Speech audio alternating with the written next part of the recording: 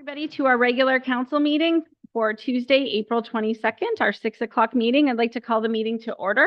We have Councillor Guerin in attendance tonight. He's joining us virtually, and the rest of our council members are in person. We acknowledge that this land is the traditional territory of the Three Fires Confederacy of First Nations, comprised of the Ojibwe, the Ottawa and the Potawatomi peoples, and of the Huron-Wendat peoples.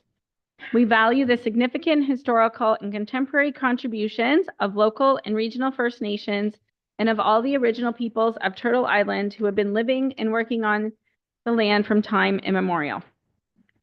If you are able, please stand for our national anthem.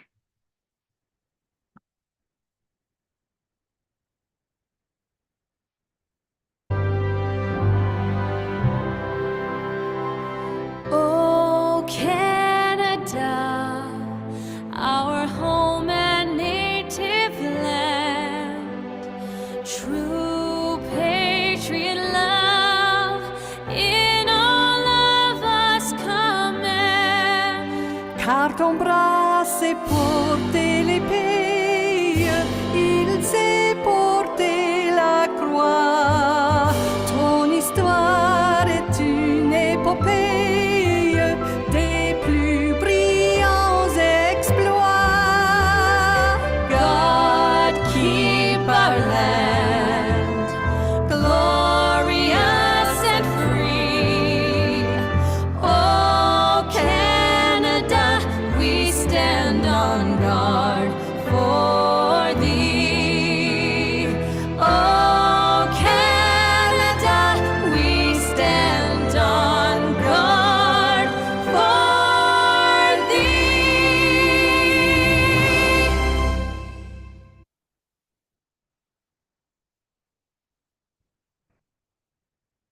I would like to say that we in Essex Council want to bring condolences to the town of LaSalle and the family of Sue DeJarlis, a counselor in the town of LaSalle that recently passed away this weekend. Sue was very involved in every community in Essex County, in particular with the Essex Region Conservation Authority. She was very involved there as the vice chair for some time, and she held a lot of events and did a lot of work volunteering countless hours to John R. Park Homestead. She was also involved with community living in Essex County and was on the board there as well. And she also did a lot of work with the Strawberry Fest. And it'll be difficult not seeing her around at all of those events, bringing her joy and her dedication. I would also like to give Councillor Rodney Hammond an opportunity to bring some remarks as well. Mayor. Our friend Greg Horkey passed away this weekend after a lengthy illness. He was a community-minded promoter of many assets, particularly our waterfront and our sports fishery.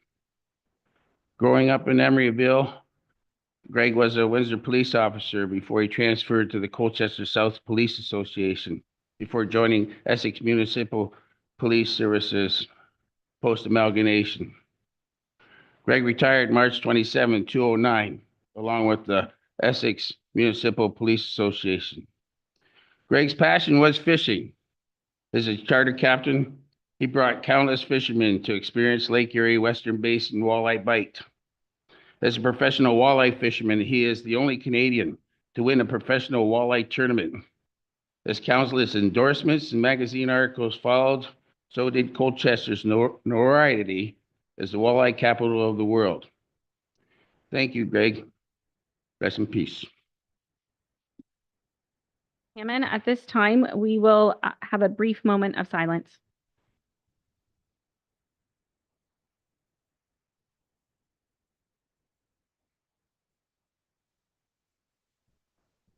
Once again, condolences to the families and friends. We'll go to Director Malandrucolo for a closed meeting report. Mayor Bondi, through you. On April 22, 2025 at 4:30 p.m., Council moved into closed session pursuant to Section 239(2)C of the Municipal Act 2001 to discuss a proposed or pending acquisition or disposition of land by the municipality or local board, and that is the extent of my report. Thank you, Director Malandrucolo. I would look for a mover and a seconder of the regular council meeting agenda for April 22nd as amended to add a verbal presentation from our CEO regarding the former Harrow High School at the property at item 1014. Looking for a mover and a seconder. Deputy Mayor Shepley, Counselor Allard. Any questions, comments? All in favor? And that is carried. Looking for the adoption of the regular council meeting minutes from April 7th, that the minutes of the regular council meeting held April 7th be adopted as circulated. Looking for a mover and a seconder. Counselor Mady, Counselor Guerin. Any questions, errors, omissions? Seeing none, all in favor? And that is carried. Moving on to public presentations.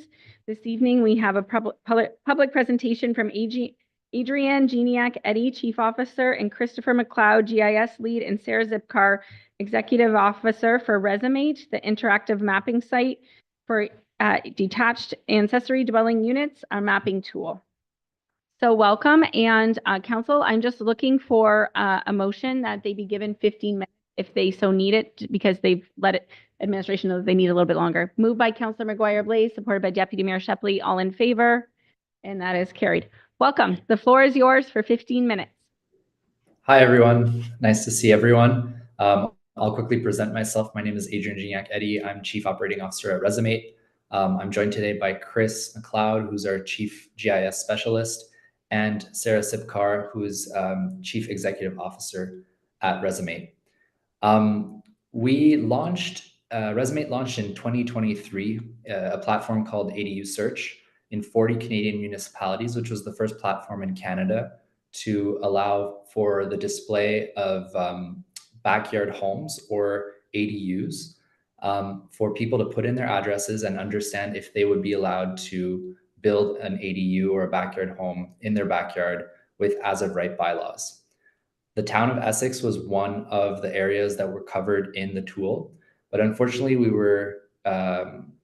we had to take the tool down in the town of Essex because of data constraints.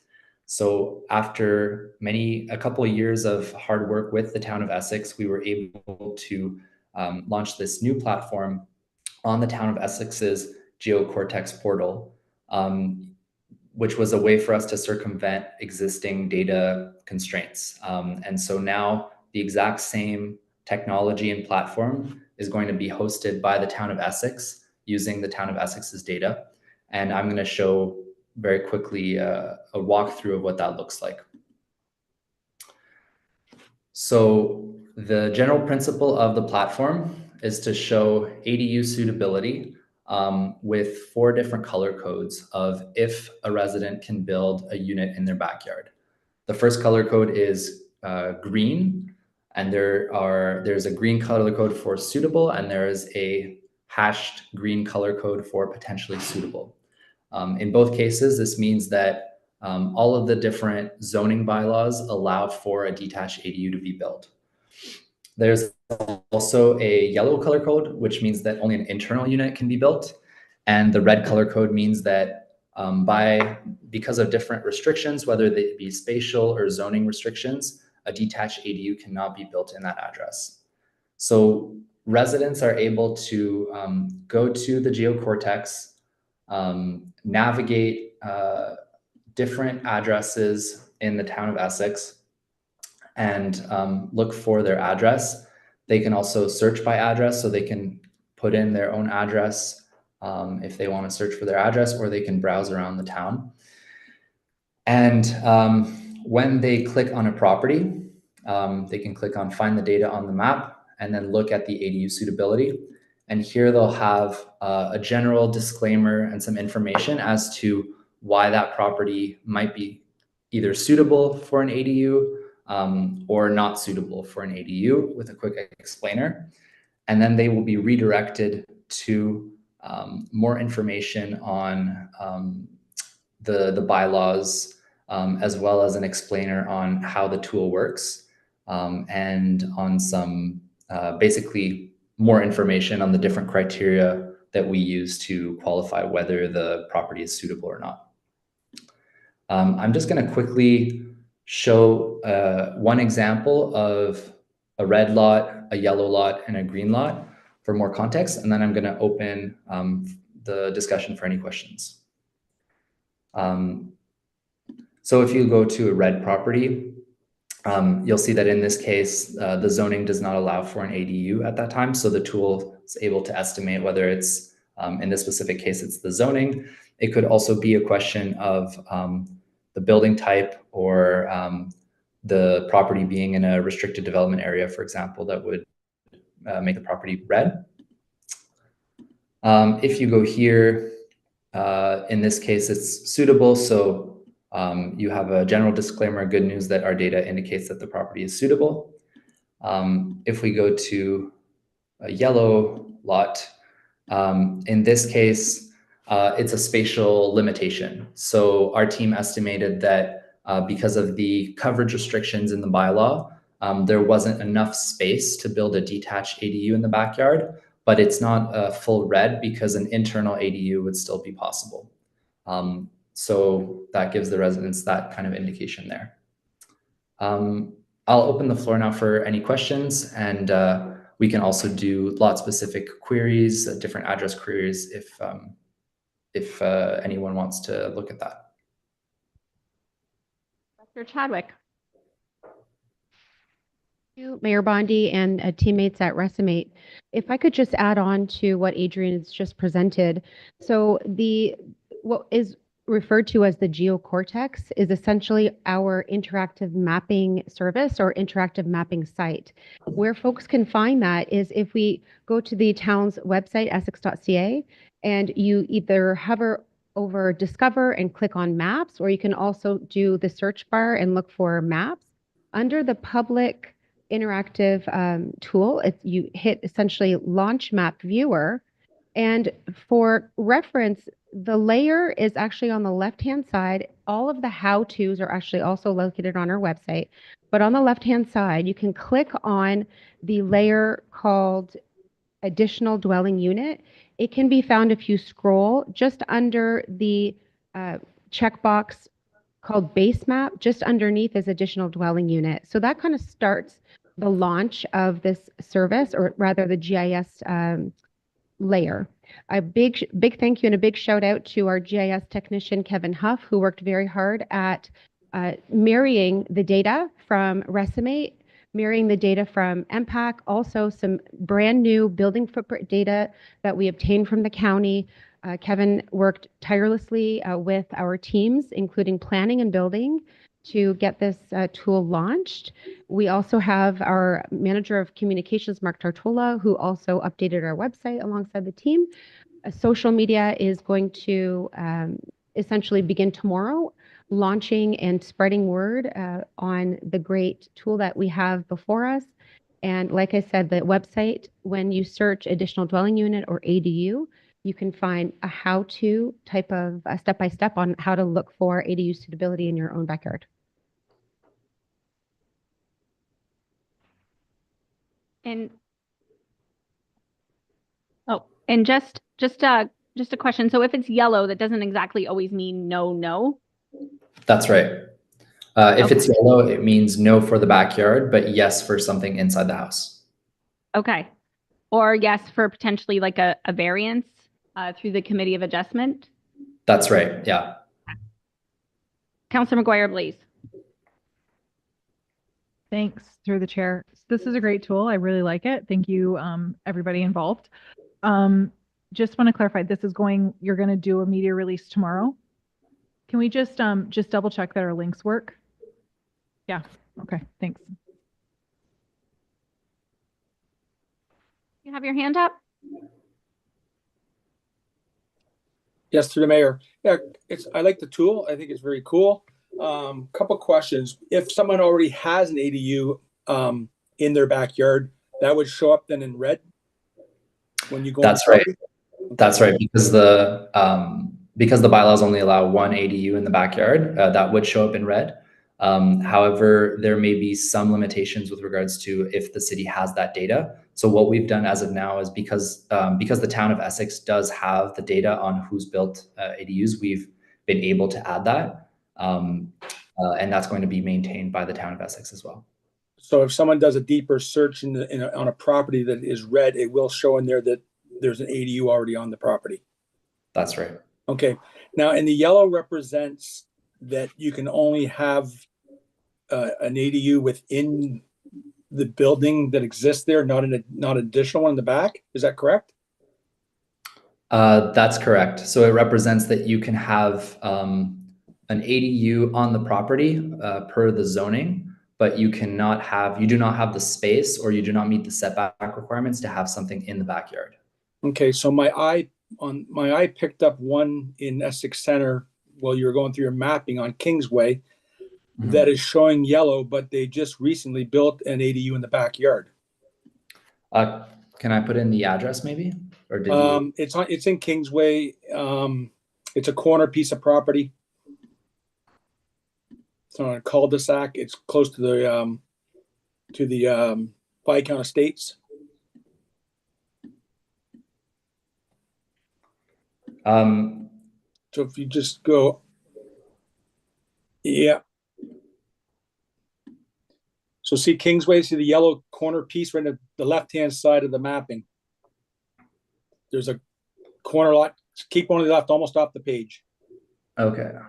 That yellow piece right there, the corner piece. No, up in the corner. Here? Nope, down to the left. Right. Nope, to the right. Right there. You're almost on it. Okay. Maybe somebody can assist them with the. It's a pie shape on the very left. Okay, here. Yeah, that piece there. There is an ADU is just built in the backyard of that one. Okay, let me just look at here. So I'm just kind of curious, is it because there's one already built that would be red, would it not? That's interesting. In this case, it seems that the data indicates that the accessory lot coverage, so not the lot coverage, but the accessory coverage for accessory buildings was not large enough for a unit. So I'm not sure what this address in particular, but the tool is meant to be an indication rather than a full stop decision. And so it's possible that in this case, the data wasn't entirely accurate. Yeah, and I suspect there's going to be some glitches with something like this being new. I understand that. I was just trying to get my head wrapped around it when people ask. All right, thank you. I like the map. It's good. Thanks. Bondi, I believe also Chris has a comment just after myself. But just to echo Adrian's statements, this information is available. What we're asking residents is to contact us for more information. So when you right click onto site suitability or right click on, and then you essentially you're clicking the button called find data on the map, you follow the ADU suitability to find out whether there is potential. You'll also see that it allows the user, you can kind of see it on your screen where it says the word here. For more information on ADUs in the town of Essex, click here. It jumps you to our webpage and our landing page with a ton of information, zoning regulations, building permit application requirements, even drop-down options. Thank you, Adrian or Chris, whoever is scrolling, drop-down options of lots of questions, FAQs, how to get started, how to find more information as well. Plus, once you scroll to the very bottom, it jumps or gives residents our contact information for planning and for building. So as Adrian indicated, this tool is not a go, no-go decision or yes, no. That certainly needs to come from planning or building. It is essentially information to help inform you of the potential in your backyard. That's right. Oh, did we have one of the consultants? Chris? And then I'll go to Counselor Beatty. Sure. I just wanted to add a little bit of info that a lot of our results and data are based off of the municipal data sets, one of those being the building footprints. That's how we calculate a lot of those lot coverage values and setbacks values. So some of the areas you might see are that because of the scan or the flyover, how they get those building footprints may have accidentally grabbed a porch or an awning, or it extended the building past what it's like in the real world, even by a couple square meters. And that could be enough to offset that lot coverage calculation at the end there. And it's unfortunately a side effect of the data, but that's generally the most common areas you might see given the building footprint data.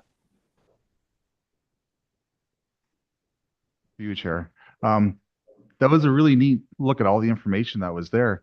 And it just, made me think of like, back at the pre-war or post-war wartime houses, they used to have like, houses that were already pre-approved. I'm wondering if maybe between our accessibility, the Affordable Housing Committee or our planning department, maybe we could look at adding something like that where we'd have a series of ADUs that were already pre-approved, plans ready to go. Maybe help streamline a little bit for people. Certainly take that back. And I'm looking at my particular property. It is yellow. And so I had to get a variance for my additional dwelling unit, and I had to get it because on one side of my lot I had 23 feet and the other side 17. So my question to administration is, are we starting to see a lot of variances come up for ADUs, and are we recognizing a common problem? No, we don't actually see a lot of minor variances. It's very rare. Our regulations are quite flexible and are quite generous. We have seen, however, that there is an opportunity for us to refine those regulations. We're seeing that there, and you will see in the next, within the year, we're proposing under something called a housekeeping amendment under the zoning bylaws, some regulations that do need to have a bit more flexibility. We don't see a lot of minor variances. I think folks are willing to work within the limits of the regulations. Again, there's always room to improve, and so you will see that in the near future here on some housekeeping amendments. Okay. But to go back on the yellow, if I could add, I understand that yellow could also mean, and correct me if I'm wrong, anyone from Restimate, that it may not be suitable for a detached ADU, but could be suitable for an attached ADU. That's right. Yes. So it could be suitable for something connected to the main property. Zipcar's hand up. Welcome, Sarah. Hi, everyone. Nice to see you. I just wanted to comment on the pre-approved models. It is actually something we're working with other municipalities where they're able to use kind of our zoning tool to check. And then we've developed a new feature where we can drag and drop models onto the buildable area to determine if that unit actually fits. And then those municipalities are using that as kind of like a pre-approval or kind of a pre-check, for lack of a better term, with some of those models that are from, pre-designed or offsite manufacturers. So to the one counselor who asked that question, I just wanted to say, you're not off in left field. It is actually starting to happen. We're working with a couple municipalities, and we know that there are some out west doing so as well. At this time, I'll look for a motion that the presentation be received regarding detached accessory dwelling unit mapping tool be received for information. Deputy Mayor Shepley, supported by Councillor Mady. Any further questions? All in favor? And that is carried. Thank you for coming, and we look forward to sharing the media releases. Moving on to a verbal report from the Deputy Mayor and then Mayor Bondi regarding the Good Roads Conference. Deputy Mayor? Thank you, Mayor Bondi. As you know, the Good Roads Convention was held in Toronto, and a few of us from the town of Essex attended. Our Director of Infrastructure, Kevin Gerard, myself, and Mayor Bondi all were there. The trade show was probably the best I've seen at a convention. It was really well done. And what I enjoyed most was connecting with some of the companies we already work with. Honestly, I didn't recognize many of them or any of them, but Director Gerard was a big help in pointing out who we're currently using and some of the items we're using. So it was a really useful to have Director Gerard there to help guide us through that portion of it. The sessions I found were quite interesting. Some of them, like asset management, reinforced that we're already on the right track in Essex, which was great to hear. A lot of our discussions were geared to larger cities, but the ideas presented usually will trickle down to smaller municipalities once they are proven and scalable. Now, for me, the highlight was, just a minute, I'm going to upgrade. Was Wes Marshall. He wrote a book called Death by a Transportation Engineer.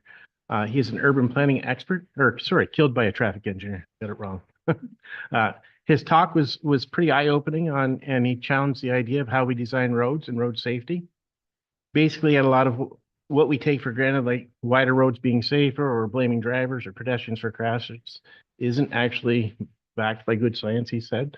One of his points as an example, we build roads with high speeds in hopes that, and try to ask drivers to go slower than the road's designed for.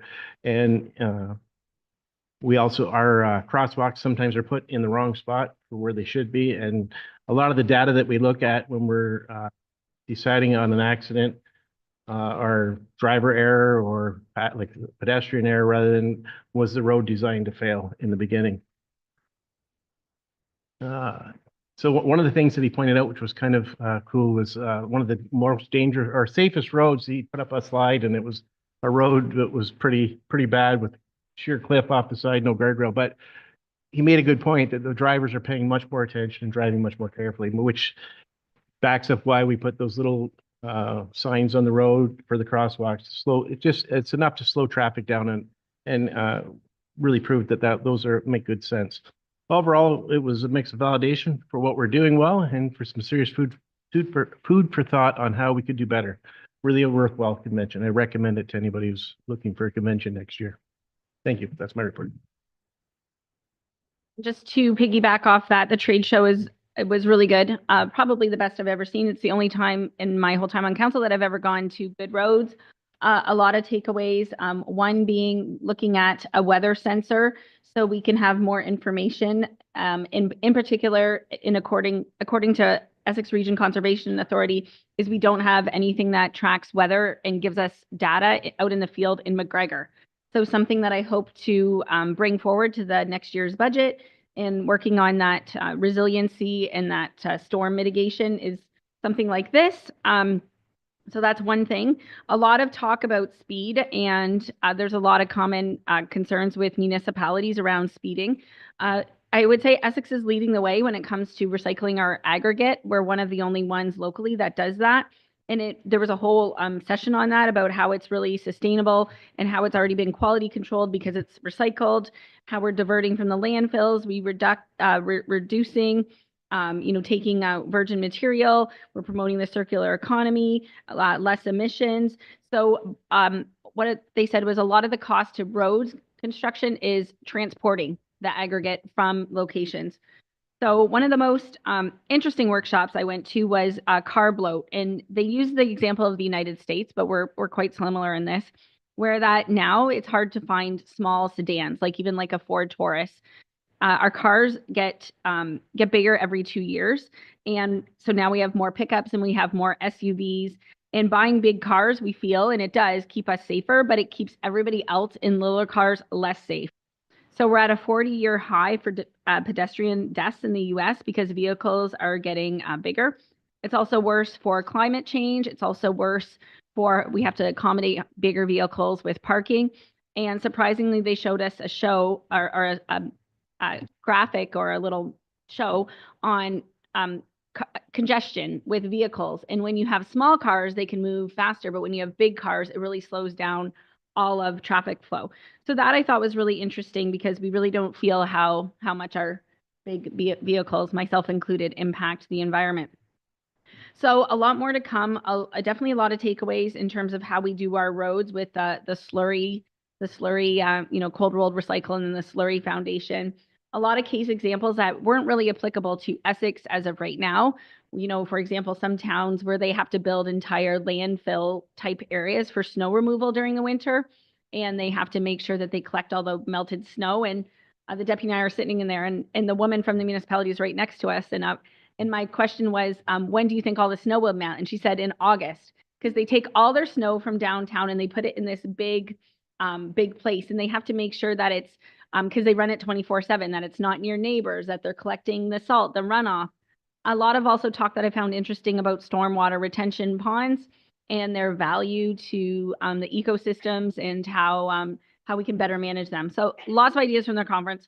Probably the best bang for our money. And I think that there was some motions before at our council that talk about zero visibility and how we can reach out to the province saying that we actually want more money for our roads because we're growing. So now I know, like we had one, I think in February, and I think we just received it because I saw it again. So it's one of those things that now I'm more aware of what to watch for and what to lobby for when it comes to the province.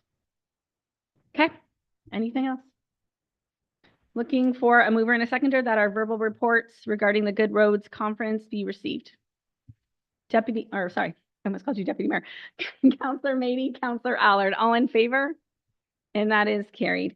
Moving on to reports from administration. environmental services, condition, and operational capacity of our wastewater treatment facilities. And we have Mr. Rob Mackey here virtually with us. Welcome, Rob. Good evening, Mayor Bondi and members of council. This report speaks to the current capacity and status of our wastewater treatment facilities as per resolution R-25-02-074 from the February 18th regular meeting of council. The town of Essex owns 4 waste. Rob, sorry to interrupt. We can't see you. Not sure if your camera is off. 1 second, my apologies. Yep. You see me? My apologies.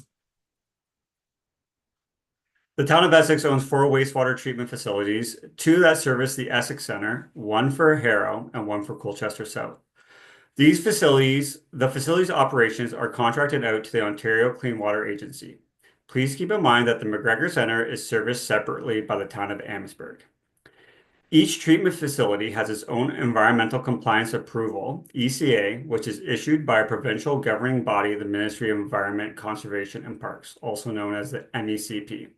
This ECA allows us to operate our facility with environmental controls that protect human health and ultimately our natural environment.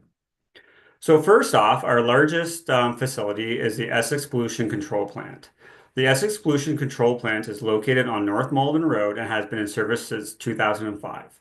This plant is a sequential batch reactor, also known as an SBR plant, and it also includes a temporary wet weather lagoon storage facility.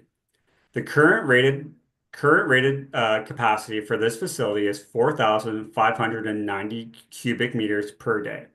Our average flow in 2024 was 1,983 cubic meters, or 43% of its rated capacity. This facility is estimated to require $1.2 million in capital expenses between 2025 and 2030. The majority of these projects are replacing equipment that is original to the building's construction. This facility has experienced 2 non-compliance events in the last 2 years. Both non-compliance events were reported to the MECP with corrective actions being put in place. Both non-compliance events were later closed. Our second facility that treats the sewage in Essex is the Northeast Lagoon. The Northeast Lagoon is located on County Road 8 and it has been in service since 1963. This lagoon consists of 4 cells that require batch alum dosing for phosphorus removal prior to discharge. The current rated capacity of this facility is 2,910 cubic meters per day. In 2024, the average flow was 1,304 cubic meters per day, or 44% of our rated capacity. The Northeast Lagoon is estimated to require $6.7 million in capital expenses between 2025 and 2030. The majority of these expenses are all due to the lagoon cells requiring dredging, which will allow them to continue to function as designed. There has been 0 non-compliance or bypass events in the past 10 years with this facility. Next up is the Harrow Lagoon facility. The Harrow Lagoon is located on Roseboro Drive and has been in service since 1974. The lagoon facility consists of 5 cells. There's 1 filtration building consisting of 2 sand filters as well as a phosphorus removal, which ultimately discharges to the Richmond Drain. The current rated capacity of the Harrow Lagoon is 2,106 cubic meters per day. The 2024 average flow was 1,034 cubic meters per day, or 49% of our rated capacity. The Harrow Lagoon is estimated to currently require $1.7 million in capital expenses between 2025 and 2040. The majority of these expenses are due to pump station upgrades to accommodate the Harrow High School development, wet weather flows, and replacing equipment that is at the end of its life cycle. There have been 0 non-compliance or overflow events in the past 10 years at this facility. The Colchester Lagoon is located on Cornwall Road and has been in service since 1988. This lagoon consists of 3 sequentially operated cells with an aeration system. The rated capacity of the Colchester Lagoon is 1,861 cubic meters per day. The 2024 flow average was 953 cubic meters, or 51% of rated capacity. The Colchester Lagoon is currently estimated to require approximately $1.13 million in capital expenses between 2025 and 2030. A large majority of these expenses are contingent on the upgrade of the Colchester Lagoon into an SBR-style plant. On April 2nd, 2024, Council committed $2.4 million to complete a detailed design of the treatment plant, which is about 60% complete design. In the past 10 years, the Colchester Lagoon has experienced 2 non-compliance events and 1 bypass event. In August 2023, a bypass event occurred during extreme rain. A total of 7,207 cubic meters were partially treated and bypassed. In April and June of 2024, total suspended solids were exceeded. This was due to the cell 3 being out of service for dredging maintenance. The MECP was notified of all events with corrective measures put in place, and all events were later closed. All in all, our treatment facilities still have a significant portion of capacity available to service our communities. However, the major capital investments are required, as you see. Close to $11 million across all 4 facilities are required in the next 5 years. Are there any questions regarding this report? That was exactly what I think we were looking for. Questions from members of council? Councillor McGuire, Blaze. Thanks through the chair.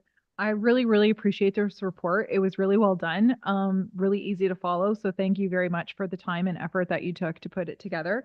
I don't think a lot of people know that we actually have 4 treatment plants, and that's really powerful information, just because the cost of keeping them up is so high.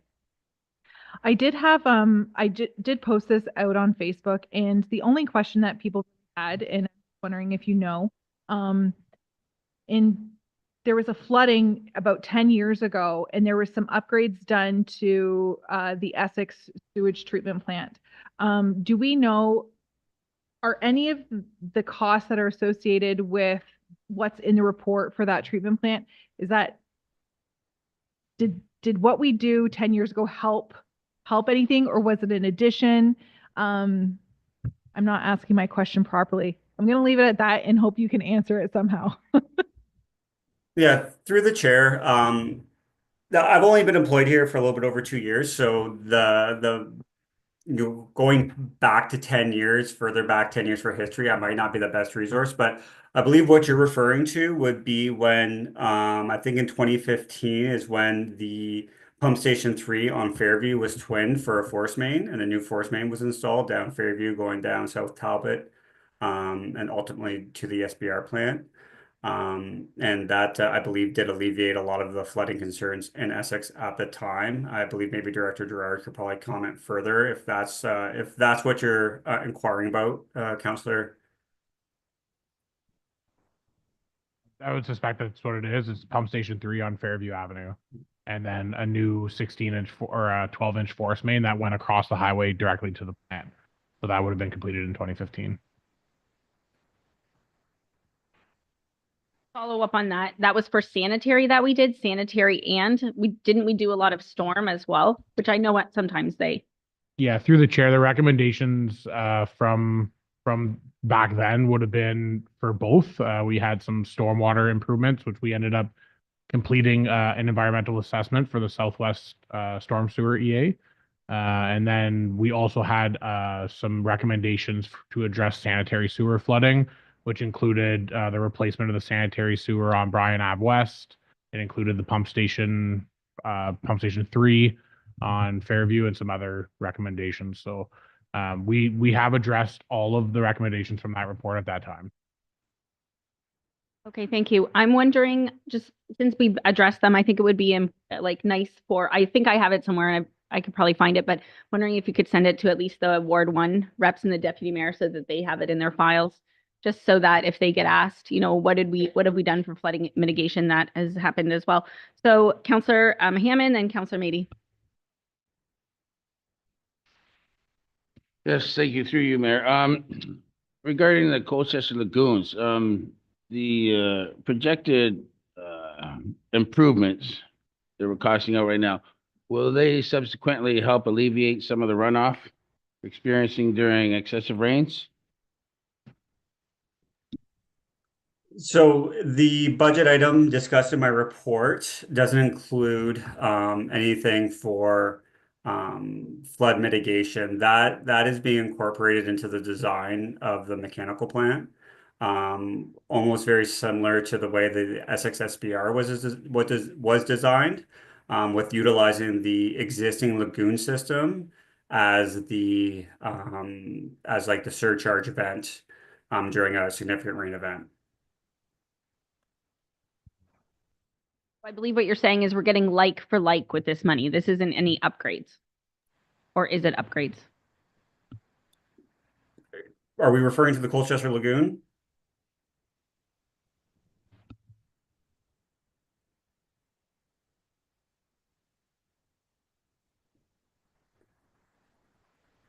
Yes, sorry, Mr. Mackey. My apologies. Yeah, so the upgrades that we're referring to in this report, or some of them are piping in some of in the wet wells, as well as upgrading some of the pumps. But there's no point in upgrading the pumps if we're not going to be increasing the size of our facility. As our current facility wouldn't be able to facilitate that.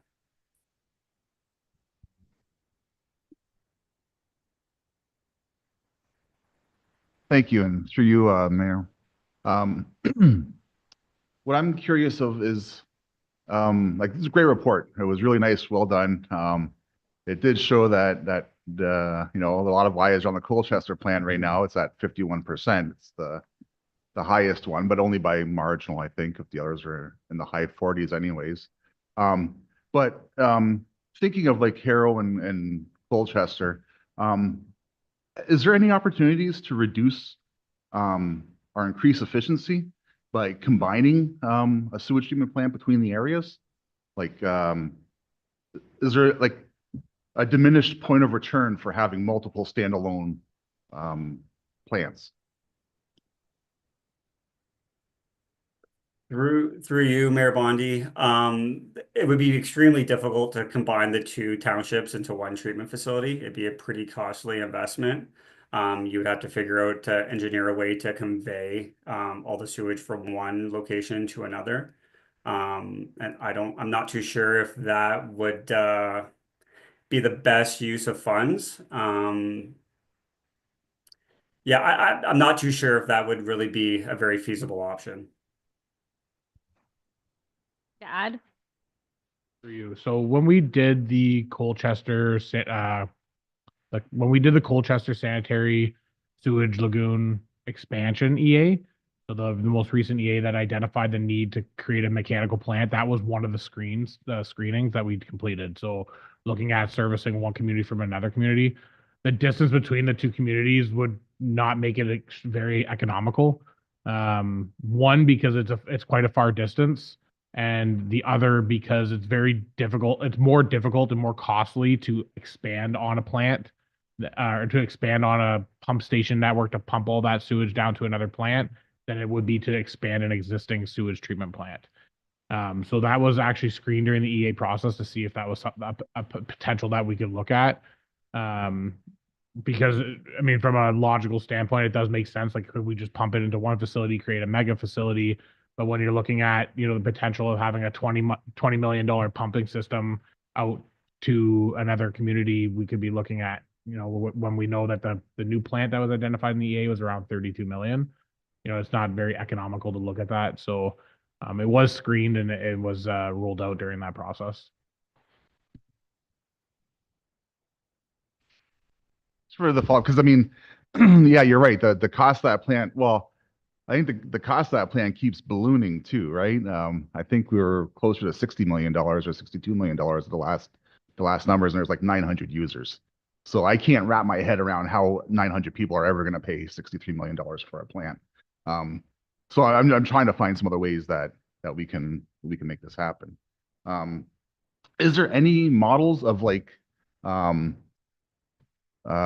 shared cost between the municipalities and between all of our urban centers for the price of wastewater in an urban center?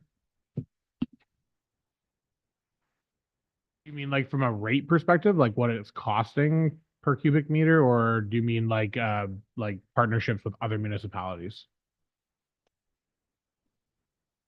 Thank you, through you, Chair. I don't want to rule anything out. But what I was thinking there was a rate within the municipality, like going on a general like mill rate type setup for all of our municipalities for the wastewater. I know right now it's like user based, but again, as we're a rural area and more places are going to need these types of plants, Harrow's not going to be too far off. McGregor's going to be working with Amherstburg. And it's a low amount of users, especially in these secondary settlement areas, that have to pay for these plants. So I'm just kind of wondering if there's any models out there that kind of had a more of a regional type approach to it. Okay, yeah, I understand the question now. So, yeah, right now each individual wastewater system is split up into individual rates, right? So each pay a different rate, and it's based on the cost of replacing that system, maintaining that system. There are municipalities, including ones within our region, where that rate is blended across. So very similar to what you're saying with a mill rate. So, people pay the same tax rate across the entire municipality. You can do that with your sewage rates. The difficulty with that is that it's the kind of the same conversation as amalgamation, where you're talking a little bit about, we're paying for sewage in that community, or we're paying for water in that community. Because we're a ward system and because we're different systems, it would have an impact on, it could raise rates for some community members and lower some for others. So it's a difficult political conversation, but it is something that if council wanted to investigate looking at blending the sewage rate, we could do that through our next rate study. Thank you. And then we don't have to look at people that don't even have water or wastewater, because there's still a chunk of those individuals in our community. So that was one of the questions, because I think I've seen it, I've seen it broken down, but when people pay, they pay sanitary fees to each facility. I'm wondering if by email, because I don't expect anybody to answer it tonight, if we could get a breakdown of reserves to each of the 4 facilities mentioned in this report. That would be really good to understand, some of them don't, like Harrow and Colchester, there's not a big ticket there, but I was really surprised with the Essex lagoons, the Northeast lagoons, the amount of money that's going to have to go into there. So I'm just wondering if we've built up reserves within rates already for that. Any other members of council that haven't spoke yet? Okay, Councilor Guerin, no? Okay, looking for a motion that we receive the report for information. And thank you for that. Moved by Deputy Mayor Shepley and Councilor Verbeek. All in favor? And that's carried. Thank you, Mr. Mackey. Moving on to Capital Works and Asset Management. Electric vehicle charger grant update. Looking for a mover and a seconder that the Capital Works and Asset Management report be received, and that council approve a post-budget project for EV chargers in the amount of $109,696.68 to be funded from approved grant money. So that's no taxation. Moved by Councilor McGuire-Blaze, supported by Councilor Verbeek. If any members of council have questions, Mr. Macbeth is here. Any questions? Councilor Mady. Just a statement. I think this is wonderful. $110,000 helping our climate, going towards our climate adaptation plan. I think it's wonderful. This is a great thing. And again, no impact to our budget. It's a wonderful thing. I guess the only thing that I'd say is when can we get this to happen out at the harbor so we could help improve the ecotourism out there?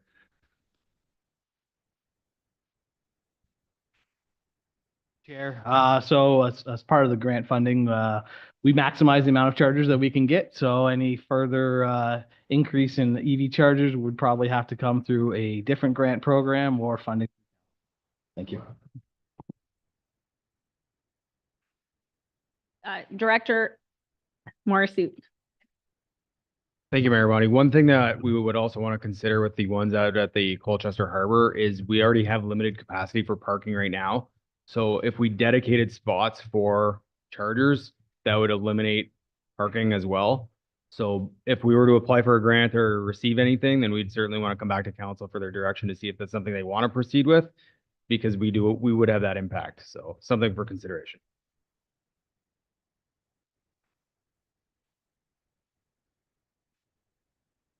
Yes, thank you through you, Mayor. Says in the report that the locations were predetermined prior to the application. I'm just curious as to the selection process. How does one choose a location and why is one location preferred over another?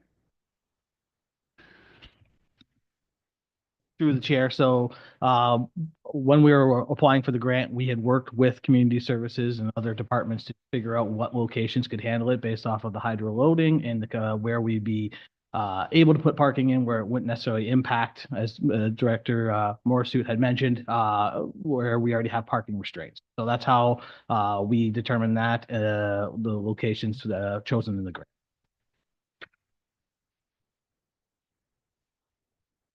I was on council back when the provincial Liberal government put out grants before, and that's how we got one at our Twin Pad Arena. At that time, we also applied for one down at the harbor, and we were successful with the application, but then we went to actually go do it. And because there wasn't hydro capacity down there, we had to get a quote from Hydro One to bring capacity. And it was $70,000 at that time. And I believe that was probably like 2013, 2014. So you're probably looking at double that. So if that is something council wants to do, I think we have to budget for that and plan for that. Also, I think we need to take advantage of the fact that the Grove is a private business willing to let people who travel to our community use their chargers. And they have quite a few. I think they have 6. So, and they're never full. So until we have our own, I think we should direct people to the Grove, and then maybe they'll want to stay a night or have a wine or a coffee there. Any further comments or questions? All in favor? Opposed? That's carried. Capital Works and Asset Management, Draper and Sydenham street lighting. And this is from a notice of motion that came from Councillor Allard after our safety walk that we had with the community safety team in Colchester. So Mr. Macbeth, can you just bring us through this, please? Through the chair. So per notice of motion at the December 16th council meeting, administration was requested to review the feasibility and cost of installing street lighting on Draper and Sydenham Street in Colchester Village. And per the figures that are within the report, there are existing street lighting that is already on Draper and Sydenham, and they're currently mounted onto Hydro One hydro poles. As this area is a older developed area, the street lighting is not to the current lighting standards. And based on the current existing poles that are out there and the spacing, it is likely that to upgrade the lighting on these 2 roads to current standards would be somewhere between $310,000 to $350,000, which would include the cost for new poles and fixtures, as well as the labor and engineering costs in order to design the system. So if council is looking to upgrade this infrastructure, administration is recommending that a project be included in the 2026 budget request. Thank you. Jaws up off of our desk. Before we speak to it, I will get a motion on the table that the Capital Works Asset Management Report be received for information. Needing Councillor Verbeek, Councillor Allard, comments to the report. Councillor Allard. The mayor, great report. I have one question on the lighting. On Sydenham, just north of Draper, there's a 50 watt unit there. If we increased it to the 70 that's possible at the other locations, would it bring more light to that corner? Here, so yes, increasing wattage would obviously create a larger spread of the lighting in the area. But we would have to also check to see what the impacts would be to the neighboring houses, because if the spread may go further than you want it to be. Once again, if you wanted to have that evaluated, I'd be recommending having an electrical engineer come and do a photometric study of the area to provide any recommendations for any upgrades, even if we wanted it on the existing infrastructure. Thank you. Director Gerard. Chair, over the years, you'll notice our standard is a 70 watt. If you notice that there's a 50 watt, it's probably because we've received complaints, and then we've gone out and reduced the lighting because of the light being cast into homes. So just cautioning, just a bit of information. That's typically where you would see those changes in our system. Councillor Mady. You, Chair. Yeah, surprising report. I wasn't That was a big number. But some of the costs in there was the fact that if we wanted to upgrade the lights or use a different standard, we'd have to go to Hydro One and have them possibly replace poles. And working with utilities, I know, is always a tough go. One of the things I was wondering though, like some of the stretches are quite large. It's set up to like 512 feet, I believe, was some of the stretches. If we wanted to close that gap a little bit and put up one of our own poles, is that something that we could do for a far less cost than having to go through Hydro One and what comes with that? Yes, we could, for that, we'd have to coordinate with Hydro One, make sure that the loading should be fine. But with LED lights, I would anticipate it that there's enough room. We'd have to find out though, because Hydro One standards do change, right? So where we currently have the lights mounted may not meet the current standards that they have at the time within regarding separation. So we'd have to meet with them on site, choose locations, and then yes, could buy fixtures and hire an electrician to wire it into the system and add them into our billing. But once again, I would still would want that to be done at a capital cost, and we could have consultation in advance of budget deliberations about that. Thank you.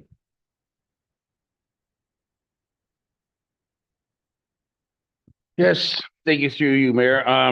Well, we're talking about illuminating Colchester. What's the plan for de-illuminating Colchester during the fish fly season? Seriously.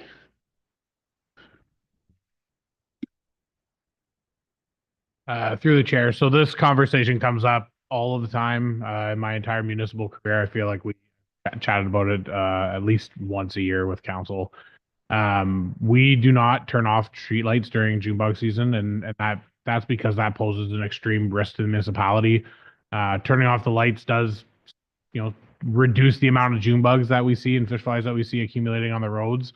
But as we know from our community safety walk, it also increases the potential for theft and crime, and it also does pose issues with pedestrian safety and vehicular traffic. So our policy is not to do anything with the street lights. We do have a lot of vandalism that happens especially in Colchester, with people turning off the lights themselves. I would caution that that's extremely dangerous and not to do that. So just putting it out there, but yeah, unfortunately it poses quite a significant risk to the municipality. Just to further on that, share some experiences with you. I used to have a street light across the street from me in Colchester, and every year prior to fish fly season, it would break, and they'd come back every year just prior to fish fly season and fix it. And sure enough, it would break again during fish fly season. And so, yeah, the residents will take matters in their own hands. So you got to kind of pay attention to what they want to. Deputy Mayor Shepley. Thank you through the chair. Actually, what I was saying is almost not almost what Councillor Hammond is saying, but on the same page. Is this something that the residents of Colchester have been complaining about, lack of streetlights?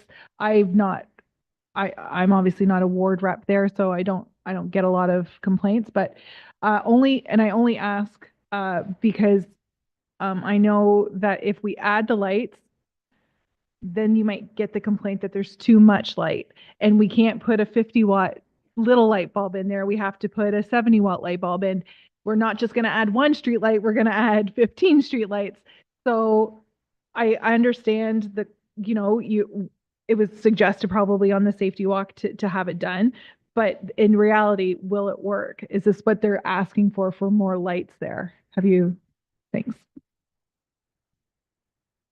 I can answer that. In this area, there are incidents that a light has been thought to detract the incidents. So I've made a note just now, actually, with the CAO to when we talk with the OPP again to see where the incidents are. And that's probably all I want to say right now about that. Oh, sorry. Yeah, go ahead. So, sorry, hard for me to see if my light's on. So yes, or a need, or you have been receiving requests from the residents that a light would be wanted there. Is there a way to not do all or nothing? Like, is that an option? Or if we say, we would like 5 more streetlights, can we do 5 more, not 15? Like, is it all or nothing, or?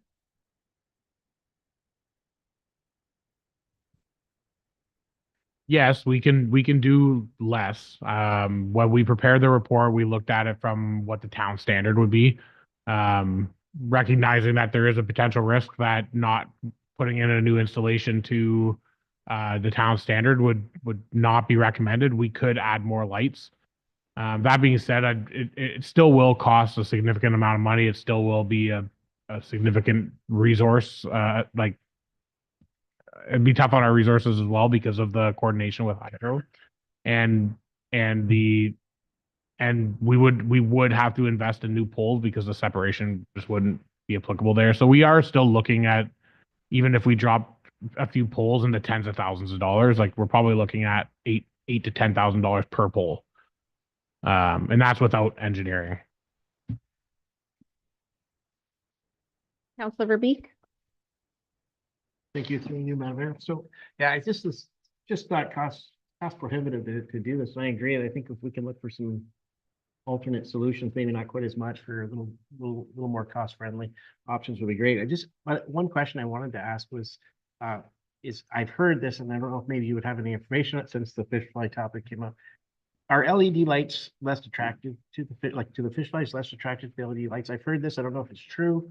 I did notice last summer at the harbor with the lights off by Parks and Rec close on the harbor building, way better for fish fly control. But I just wondered if you knew anything about that LED light and fish fly attractiveness. So I'm not a scientist to know if the light is different, and it would attract them differently. What I would say is that an LED fixture tends to direct light downward more than a traditional HPS fixture. So if you were to change it to an LED, you would notice that a lot less light gets cast. It's a far more direct light. So that less uplighting probably does attract them less. I would say if that's going to be the thing that does it, it would be that. But in terms of the actual physical light, I don't think there's any impact on the fish fly population. Just a gentle reminder to council to try to stay on topic of what the report is, because we could go just in different ways, and we haven't given public notice to discuss those items. Thank you. Respectfully, Councillor Verbeek. Quick through you, Madam Mayor. I guess the Deputy Mayor touched on this is really cost prohibited. I think if we requested to push it any further than to receive it and hope to get it on next year's budget, it would just fall flat. So I would like to see that perhaps if there is a troubled spot that could use 1 or 2 drop-ins that we would discuss at next budget deliberation, that the CAO and the mayor discuss with the police if there's somewhere that could be affect the potential crime with 1 or 2 additions. But I think that at this point, I would only want to receive this and leave it go. Last comment on this one before myself, Councillor Mabey. Through you, Mayor. Yeah, I don't think there's an argument to be made that $300,000 is something that we want to spend tonight, or maybe even at budget and that. But I think it's good to have a number and then the dialogue on what cost prohibitive is and what some of the residents are looking for. They are looking for some lighting. They don't want to be inconvenienced that fish fly season. And one of our neighboring municipalities, one of their councils had a great idea of putting up solar lights in alleyways.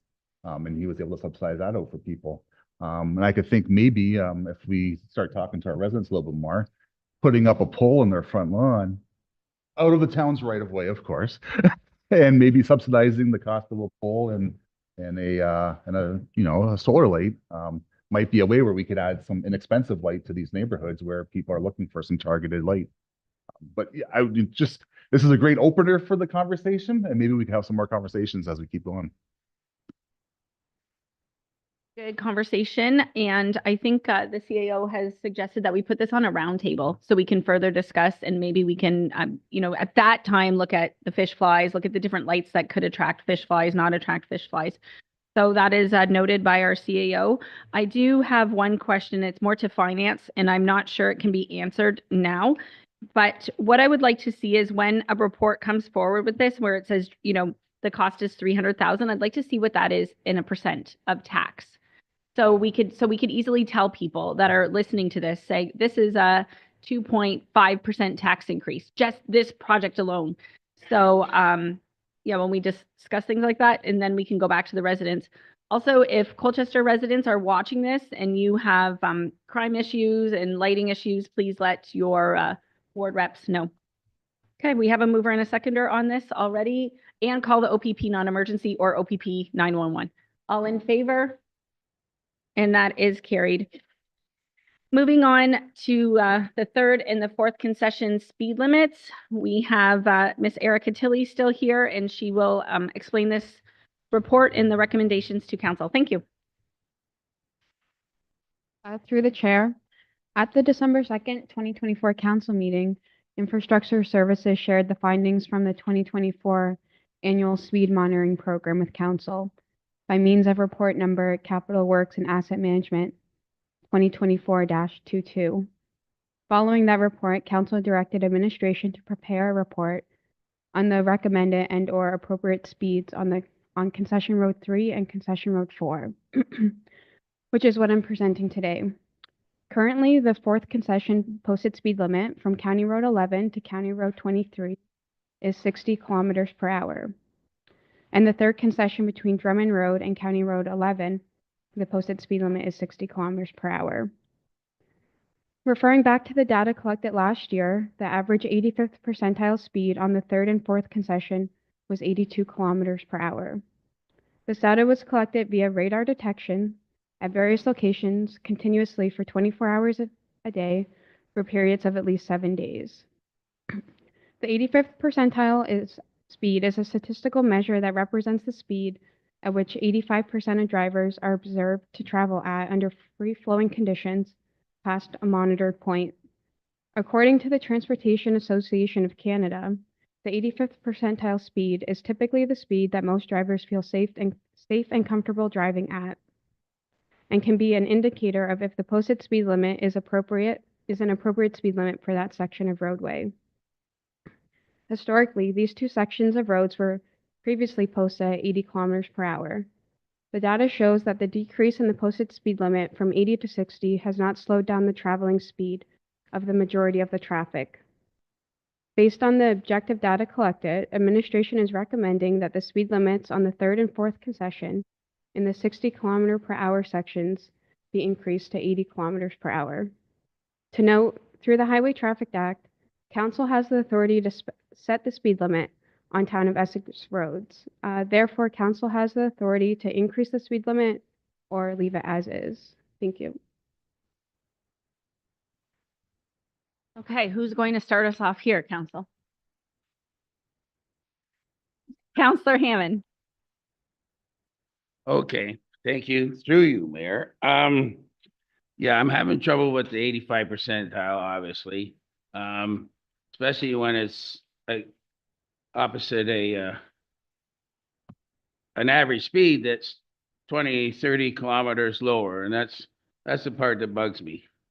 The average speed seems to be very close to the posted speed, and the 85 percentile seems to be 20 and 30 kilometers over that speed limit. I'm also worried about this intersection at McCormick, where the average speed slows down to below the posted speed by nearly 30 kilometers. This is obviously an area where people are traversing a offset side road heading north and south.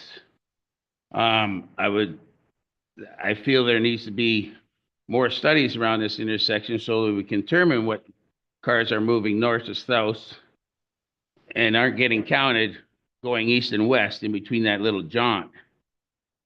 So we can get a finer number. I'm disturbed by the discrepancy in the amount of cars that are traveling on the fourth as opposed to the third. I'd like to get an explanation why it's so different. And as far as the Drummond is concerned, there's a lot of houses in the area where you're asked to drop your speed from 80 to 60. From what I can see from the report, people are doing that. They may be speeding up when they get closer to Roseboro, if they're going east, or coming that way when they're away from the houses, because the houses get a lot thinner when you get towards Roseboro. But as you get to McCormick, that was heavily populated area. So that's where the accident occurred. That's why it got dropped to 60 as opposed to 80 for safety of the pedestrians and the residents in that area. I'm not in favor of increasing any speeds or decreasing any speeds until we do a little more in-depth study on traffic going north and south in the particularly at the McCormick area, so we get a finer count on these numbers going up and down the third. And so I would like to make a motion that we do some a little more in depth. I'd like to see a little more in depth myself with the results from these surveys with the radar detectors and stuff like that, so I can get a better assessment as to because, like I say, I'm not jiving with these numbers, especially when it's average speed of 56 and the 85th percentile is 88. I don't know how that can work. And then when you got on the Drummond, or the third at the Drummond, it's posted at 60, the average speed is 56, and then only gets as high as 74. Again, what? Oh, excuse me, that's the McCormick.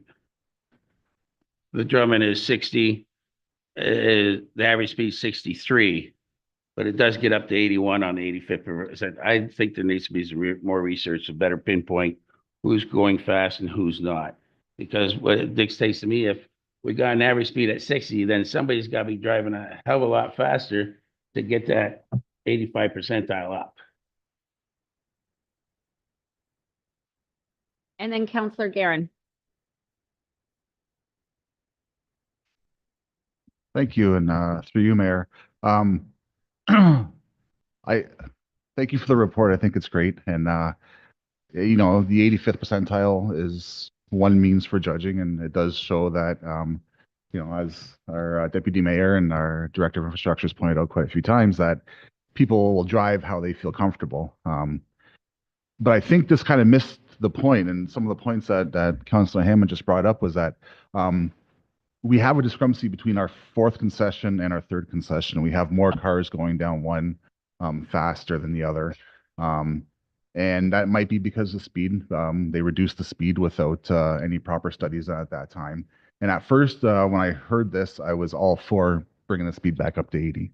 But then when you do look at in closer to town, it doesn't make very much sense. You're 100% correct that as we get closer to Walker Road or County Road 11 there, we do have to start looking at a setback where we're going to have reduced speeds. In fact, we just lowered the speed on Walker Road with the county. So that being said, I still think we need to align the speeds on our road though.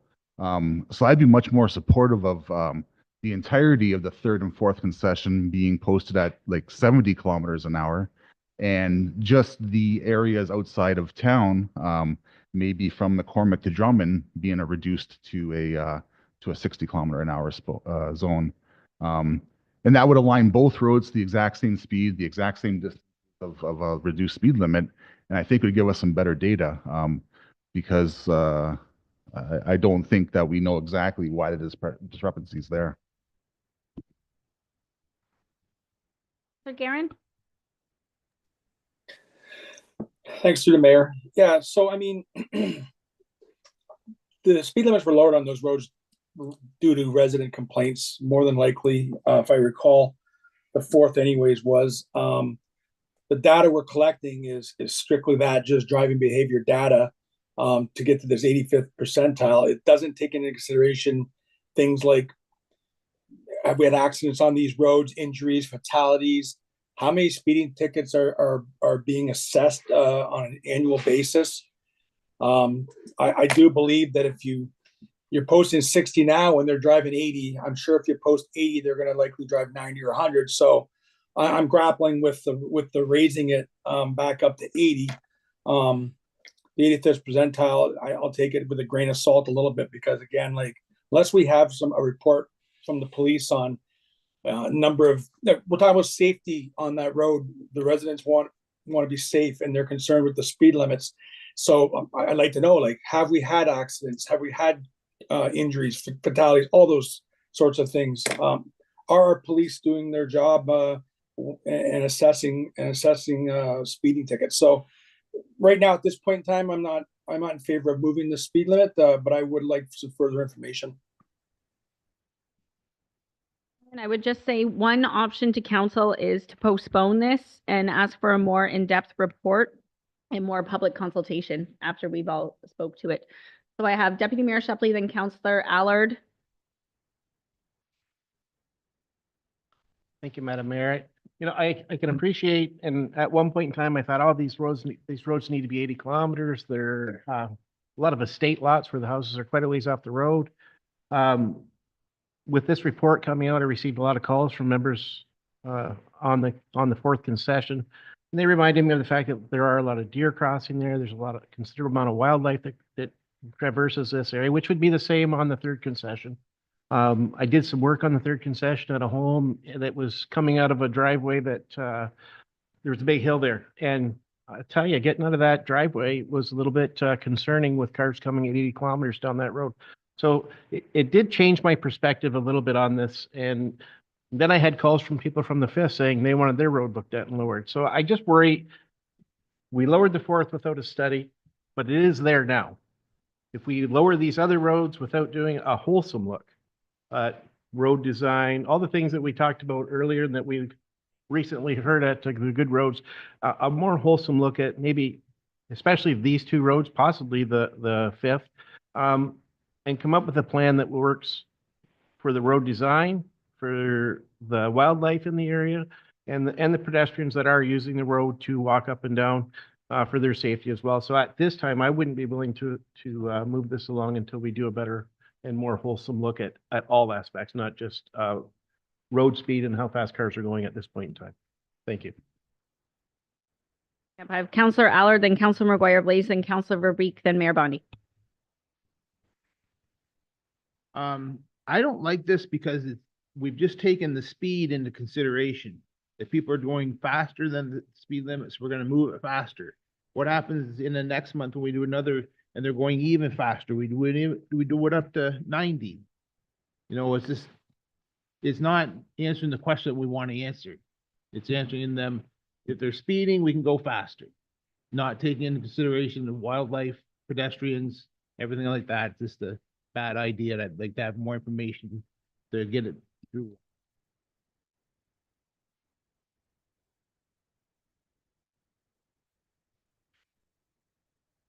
Thank you through the chair. I think honestly, this did exactly what it was supposed to do, which was to make us talk about it.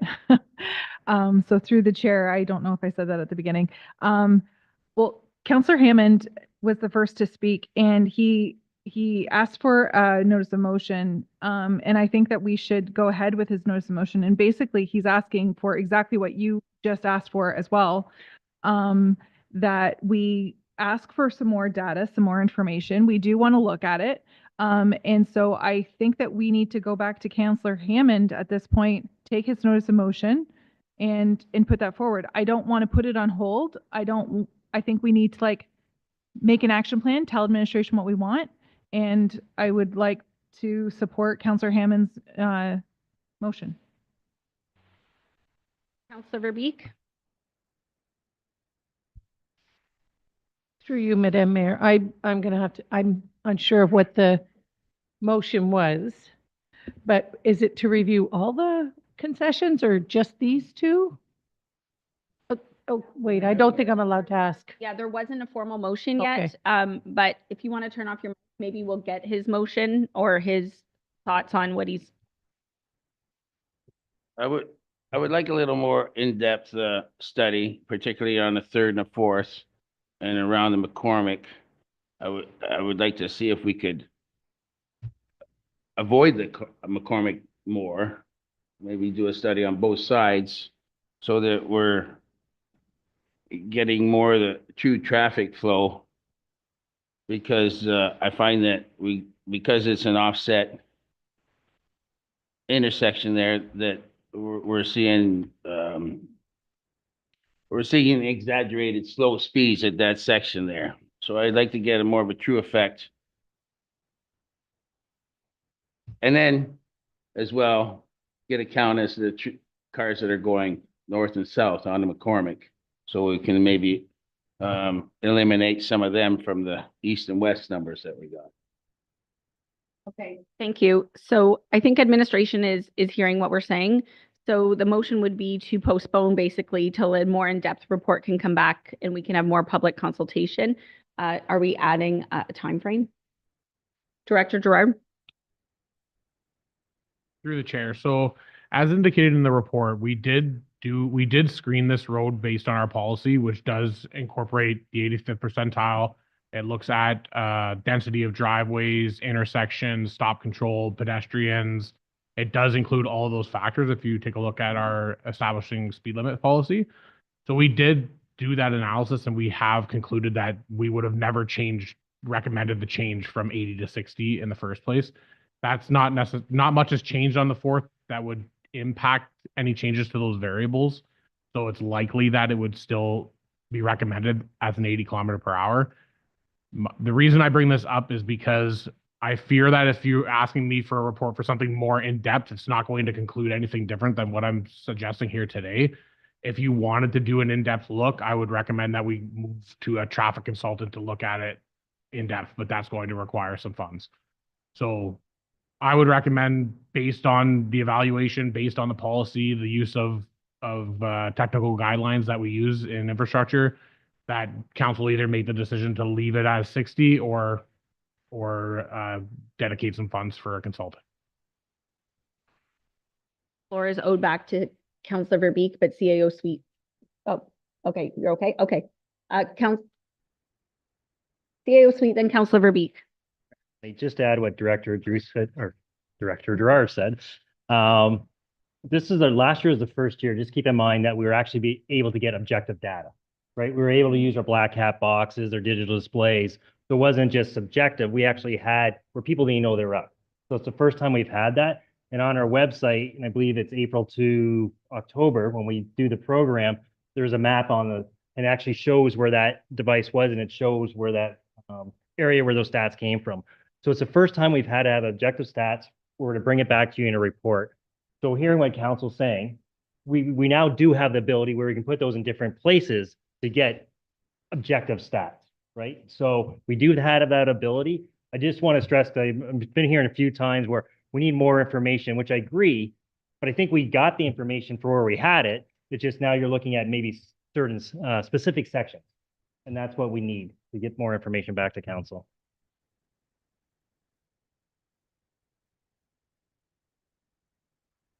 Okay, let's get the motion on the table and then we can all speak to the motion one more time. Okay, Councillor Hammond puts forward that we postpone until we get more in-depth information as per all of our conversations. Seconded by Councillor McGuire Blaze. Okay, everybody gets one comment to the motion.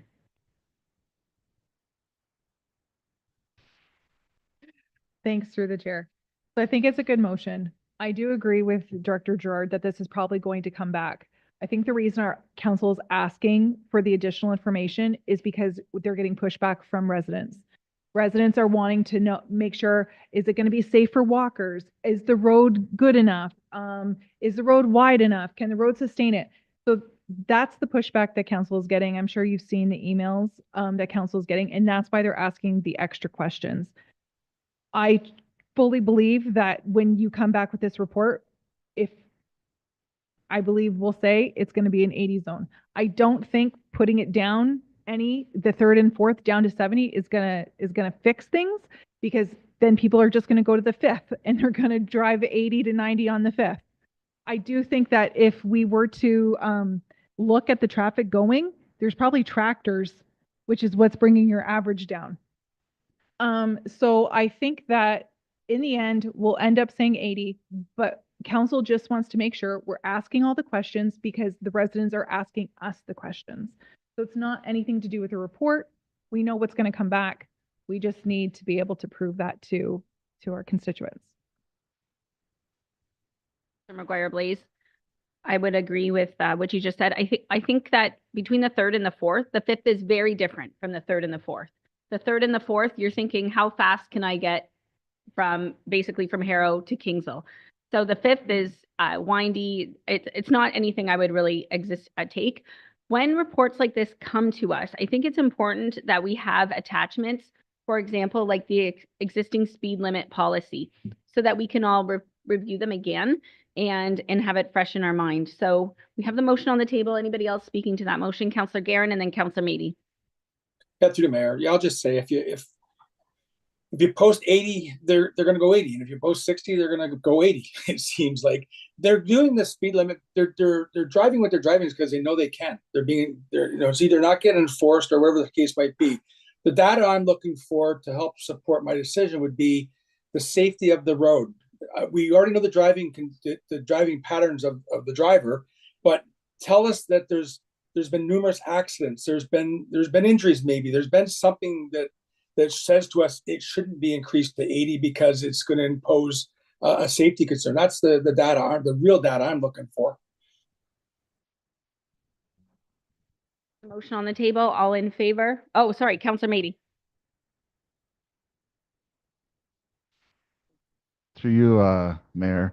The only thing that I would suggest that when we go back for any more look into this is that we're still going to have two roads with disproportional speeds, and I don't want those numbers, spewing our studies. I think you'll see more cars still going down the third, and I don't think that's fair for these numbers, especially when you start looking at north-south roads like McCormick.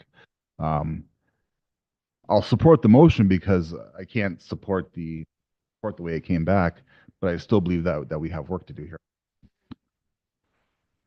At the end of the day, we feel like we need a traffic consultant, then we have to lobby for that in budget because this has been an issue ongoing for years and it's worth taking our time and it's worth doing it right. I would agree that no matter what, those two roads, in my opinion, need to be the same. Because the fact that they're not is what is causing us issues here today. And so the motion is that we postpone and give our staff an opportunity to report back with more information as per our conversations today. And we can all do more public consultation. And we're just receiving the report as well. All in favor? And that is carried unanimously. Moving on to community safety zones, Essex District High School. Moving to our director, Mr. Gerard.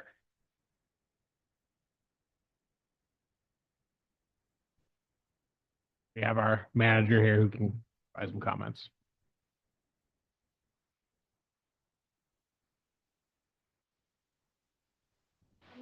Manager, Mr. Norm Nucio, he will talk to us about this this newly created community safety zone being proposed by Essex District High School.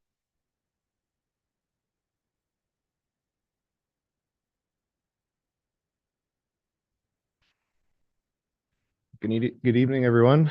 Thank you, Mayor Bondi. So it's not a newly created safety zone yet. Obviously, we're looking for recommendation or direction from council on this. So this is an area of concern that likely needed to be addressed in the past. So we're bringing this up now. As known in the report, administration is recommending that council move forward with implementing a community safety zone in the two noted areas, which would be Maidstone Avenue from the intersection of Talbot to Allen Avenue, and along Talbot Street North from the intersection of Maidstone to Hopgood. These areas of concern meet many of the different sections of the community safety zone policy, which would be 4.3.1 and 4.3.2. And further, this administration also consulted with the OPP, who are also recommending that these areas be addressed as community safety zones. And that's basically it for the report. Thank you. Questions from members of council? Deputy Mayor Shepley. definitely would support this. I'm just wondering, was there any thought of extending it beyond Hopgood, maybe a little ways? Because I know a lot of the students traverse down a little further than Hopgood and across the road down there. I just wondered if it would be, if we looked at going just a little, half mile further or so past, just to cover, right where the TSC used to be into town. To the chair, it's something we could look at. I mean, we addressed this at those intersections basically because of the restaurants and we thought most of the pedestrian traffic was going. I don't think there would be any harm in extending it down that way in front of the, further down past those businesses. So if that is the wish of council, I think that's something we could include. Comments from members of council? Councillor Mady? To you, Madam Mayor. Just on our community safety zones around schools, do we paint the roads too? I know, especially down south, a lot of times when I was traveling, whenever you went into a community safety zone, especially around schools, there would be like bright yellow lines crossing the road, a whole bunch, anything to get your attention, right? Not our practice now for the community safety zones. We do just install the signs in, the beginning and end stations where the community safety is.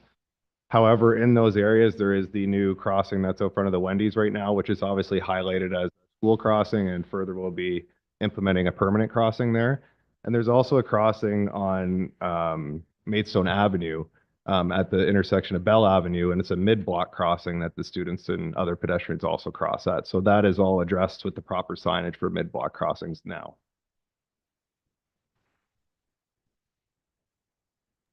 To the mayor, to Mr. Nuzio. On the Maidstone one, well, first of all, I want to just ask, can you verify speed limit is 50 now, and in the community zone, what would it be? Right now, yes, it is 50. There was no recommendations in reducing or increasing speed in that area. So it's just double the fine. If you're okay, is there any reason why we're extending the safety zone so much, like past the old tracks? The school ends at the old Sun Parlor, which is actually in Lakeshore Sun Parlor. I'm just wondering why we're going much further past the school property. To the chair. So we kind of discussed where this should start and stop. And in our opinion, when we discussed this, that it would kind of give people entering into town coming from, Highway 3 a moment to kind of slow down after they got over the tracks or realize it is a community safety zone. So we thought by letting them know, at least at that intersection, after they get over the tracks, we're approaching a new subdivision that's being implemented and going right into those school areas. So we just kind of thought it'd give drivers a little more awareness, and using the intersection was kind of a clean way of identifying, where those zones begin and end. Questions from Councillor Allard, and then I think the deputy mayor has a motion. Mr. Nucio, is there any thought of going past the intersection, the lights there, to make it a little bit more of a danger zone for the students to go walking, at the street lights there? To the chair, do you mean in both directions, like continuing down? We didn't consider that only because of where we assume most pedestrian congestion is going to be, and crossing in areas where they don't have, safe crossings to do so.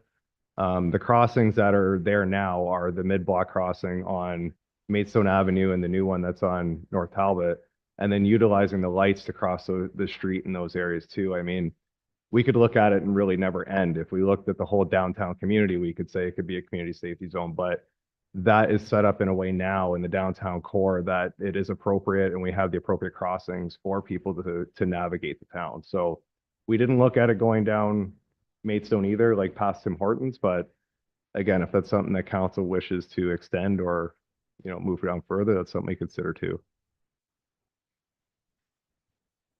Prepared to make a motion? Yes, Madam Mayor. I think to pass this with the exception of adding it, extending it on Talbot Street to right about basically, I guess, the beginning of town, which would be right at the TSC, right about there. That way, it's just because there's no sidewalks there, no great sidewalks there for the kids to walk on, and they do travel along the side of the road and cross back and forth. So I think that would be the only reasonable extension that we should do.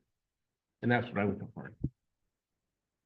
Because of where the town limits lie, which would be like right in Kidnap Ford, I think would be the most appropriate way to end it, just because we'd have to consult with Lakeshore at that point. That's perfect. Yeah. Thank you. Aye. Counselor Verbeek. Comments to the motion, if you have any. Going once, going twice, all in favor? Opposed? I think that's carried. Okay. Municipal drainage activity report. This is an annual report that will be coming forward, and Miss Lindsay Dean is here, our drainage superintendent, to speak on it. Welcome. So through the chair, I'm here tonight to just give an update on activities of the drainage division. The town of Essex has around 276 municipal drains with a total length of about 1,800 kilometers. Council has delegated their authority to the Drainage Board to exercise their duties under the Drainage Act. The board met in 9 times in 2023 and 9 in 2024. So there's really 2 streams of municipal drain activities, one being construction and one being maintenance. Construction is the creation of new municipal drains or the alteration or improvement of existing municipal drains, whereas maintenance is the repair of the existing municipal drains. Construction projects are billed throughout the year, whereas maintenance works are billed the year following the completion of the works. So I've provided a table here to kind of show the 2 previous years of construction projects, and basically the highlights are 2023 fully closed out. We've received all of our funding and billed those projects out. 2024 is fully billed out. We are still waiting on a little bit of grant funding for that year. And we ongoing for 2025 have 23 current projects with an approximate value of $1.5 million on the books for projects that have not been completed. For maintenance activities, we average about 50 projects a year. 2023 has been fully billed and grants received. 2024 is ongoing now that we're working on billing those projects for all the works completed last year. A couple other highlights, we have a drainage student that's been helping us with some GIS projects. The student has been reviewing all of our mapping to make sure it's up to date, reviewing our maintenance records to map what year's maintenance works have been conducted on which municipal drains, as well as tracking our Phragmites spread and application efforts. We completed an upgrade to Great Plains to improve efficiencies within the division, and we have a new GPS unit that we'll be ordering for this year. As you all probably know, municipal drain works, the costs of those are collected from the landowners and roads that use those systems. The town share is budgeted through the road and storm sewer budgets. And basically any costs we don't spend within the approved budget goes into a reserve for future years. Do you have any questions for me? That was good. I think anything that council has delegated their authority to, we should have updates like this. So I was happy to see this. Questions, comments from members of council? I have, I forgot to mention earlier, I have a book. I'll put it in your office. Cleaning equipment protocol for dealing with Phragmites. I also got this at Good Roads. It was actually really good. Like you can't just go in there, clean Phragmites, and then put your equipment away because it'll spread. It's really good. Looking for a mover and a seconder that we receive the annual drainage report for information. Councillor McGuire-Blaise, Councillor Allard, any further comments, questions?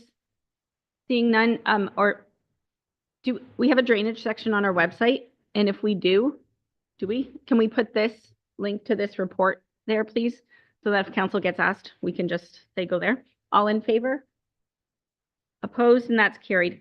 Next is drainage, the Richmond drain overview. Back to Lindsay Dean. Chair, a notice of motion came from council on December 2nd of 2024, essentially asking us to review the Richmond drain and identify potential actions that the town could take to improve the drain. So basically the Richmond drain, I have included a map in the report so you can see where it's located, but it's predominantly a drain located on private property and is about 11 kilometers. So it's a very long drain. It's got a very large watershed, and I think the important thing to realize with this watershed is, although we have 11 kilometers of municipal drain, it does outlet into a natural water course being the Cedar Creek, which does eventually carry into Kingsville. I've kind of given you a brief history of the drain. We anticipate the level of service that this drain was designed for was a 1 in 2 year storm event. A modeling exercise was carried out because this watershed does pick up water from the urban center of Harrow. The modeling exercise was completed in 2021 to 2022 of the storm system, which does outlet into the Richmond drain. Basically, any future developments will be subject to stormwater management and restricted release rates as to not cause further strain on the Richmond drain watershed. The flood event in 2023 was observed to be over a 1 in 100 year, which is obviously well above the 1 in 2 year that it would be designed for. The system did become surcharged and took several days to go down, but overall, it did handle the water. It just took the time because of the large watershed. In terms of current condition, I've given you a snapshot of a couple locations on the drain. As you can see, it is heavily vegetated. And it's generally difficult to access just because it's predominantly off the roads and going through private property. So some potential options that council could take, I've outlined 3 different options. So the option 1 was a master drainage study, which would be to hire an engineering firm to review the whole watershed, look at its condition, current level of service, and provide recommendations, which would then need to be followed by a drainage engineer appointment under Section 78 of the Drainage Act. I've given you kind of the breakdown of the advantages and disadvantages of this. As you can see, it is a very costly option.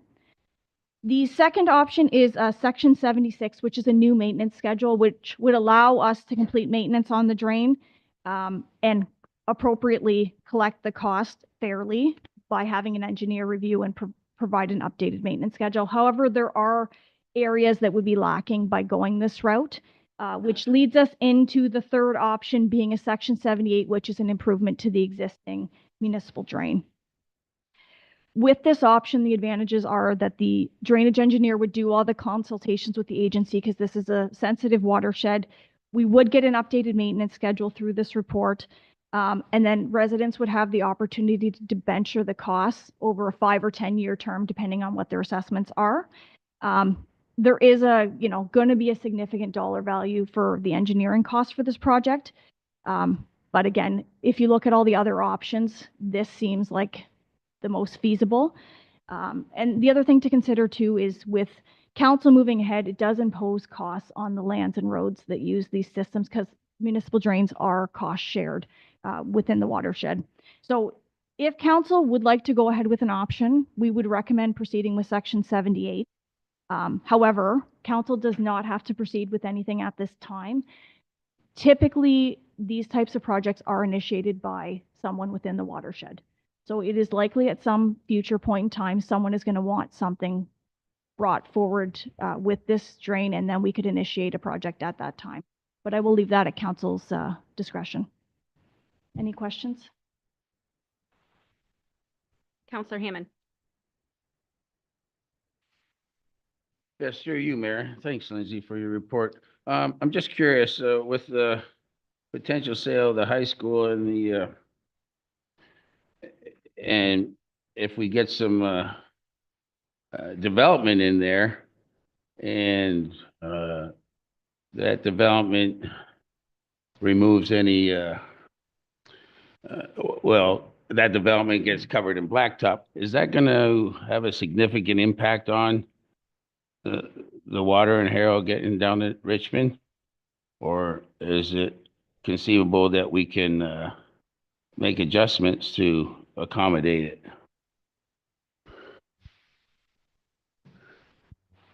Through the chair. So, if the town were to develop the Harrow High School property, it would be subject to stormwater management standards. The high school likely wasn't subject to very strict stormwater standards, and a portion of that property sheds to the urban Harrow system and a portion goes to the Shepley. So if we were to redevelop that, we would have a detailed engineering study completed and submitted and approved, which would likely help actually to remove some of the water from the Shepley, as opposed to making it worse.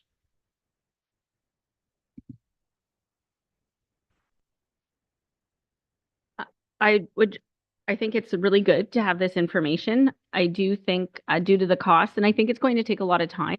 Personally, my opinion is political. I will say it's political, is that this should be something that the next term of council picks up in the first year and makes a decision, because we're going to make a really big decision for residents and without a lot of time. And that's me being very frank and honest. Who's next? Councilor Verbeek? Through you, Madam Mayor, at this point, I'd only be willing to accept the report. And although I agree that if any of these actions were to be taken, I would agree with your recommendation for 78. It's going to come with a very, very steep price tag. And I don't think it's up to council to inflict that upon the residents. I think this has to be resident driven and with full knowledge that they're going to get dinged with huge, just the engineering report, as we know, will set them back a pretty penny and then the work. So I don't think that this should be driven by council.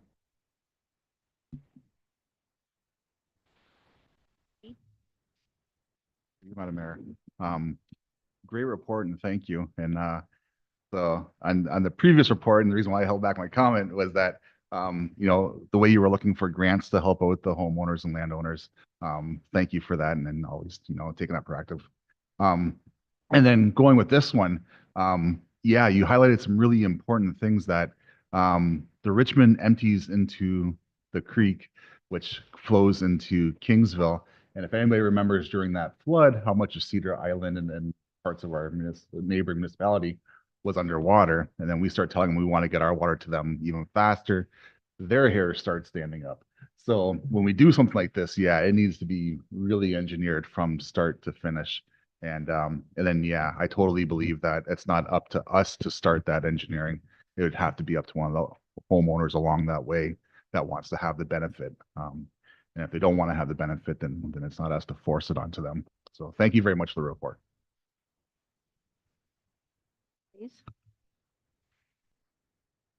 Thank you through the chair.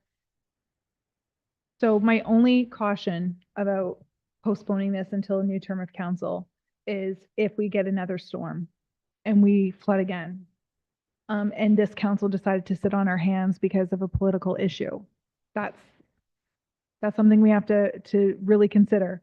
It could happen. It could happen next year. And then the residents who are flooded again will then come back to us and say, you didn't do anything, you had an opportunity. In doing this, if we did it, would it only affect the people who whose properties are attached to the Richmond drain? Would it benefit if we went ahead with cleaning it out and re-engineering whatever needed to be done? Would it benefit anybody else in the municipality other than the people who are on the drain? At page 3 of the report, you can see on the map, there's a general green area shown there. That's the rough area of the watershed limits of the Richmond drain. So those are all the lands that drain into the Richmond drain. So there is a benefit to a large watershed area. However, the thing to consider too is the drain can only be designed to handle so much water. As was already mentioned, this water does go into the Cedar Creek. So, an engineer would have to be creative on how they would increase capacity within this watershed if the level of service was increased beyond the 1 and 2 year. Because it's not as simple as making it deeper and wider. As I mentioned previously, the drain is predominantly located within private land. So you're potentially taking land away from private owners, and those owners are compensated for that. And I'm sure we're all aware of what land prices are these days.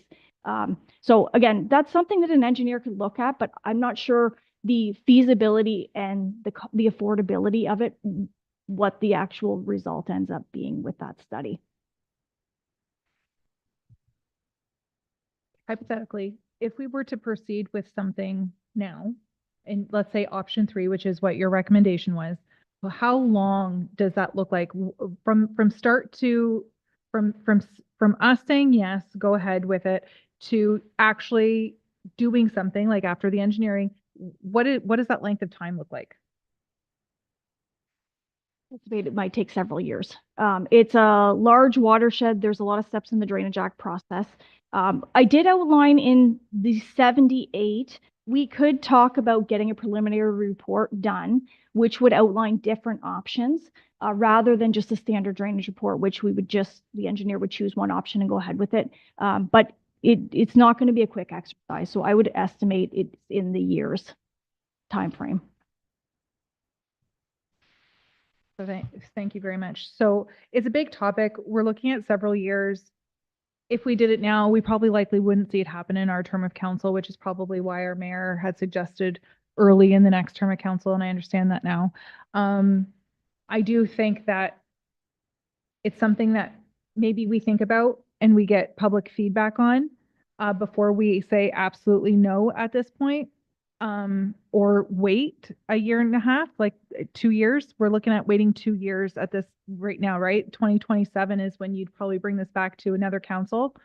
That's 2 years, and anything can happen in 2 years. I don't want to be the counselor to say, well, we're not going to do it because of a political reason, not for any other reason other than political, and someone's house floods and they lose everything. So that's my opinion.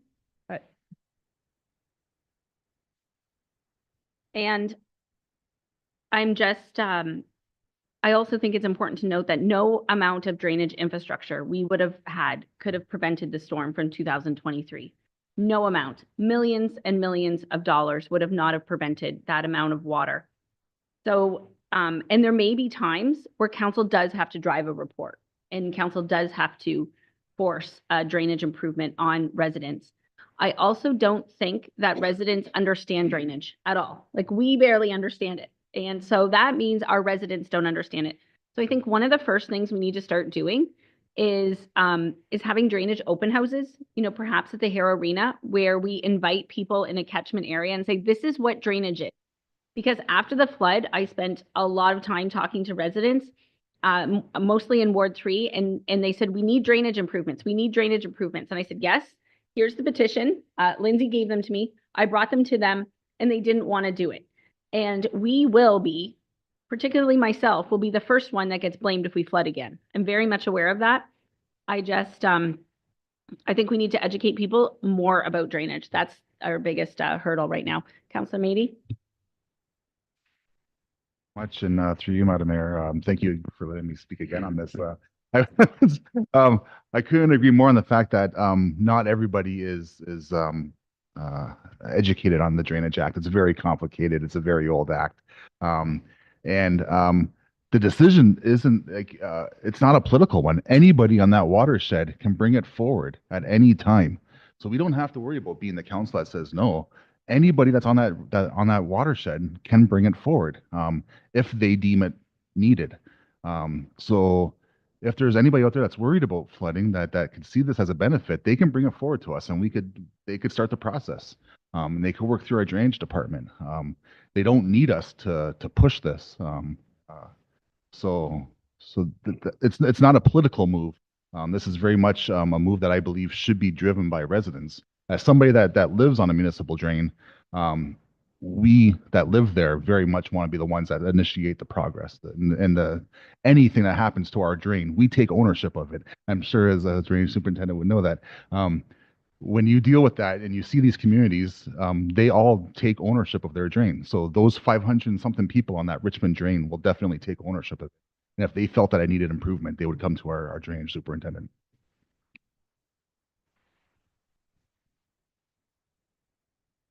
To you, some really good points made tonight that we maybe all don't think about. I think the only part of this being driven by council that we should be doing is driving it out to every community member that is along here and have them read it and have them bring it forward, because it is it's their expense, it's their dime. So I agree with everybody. This is something that they need to drive forward on.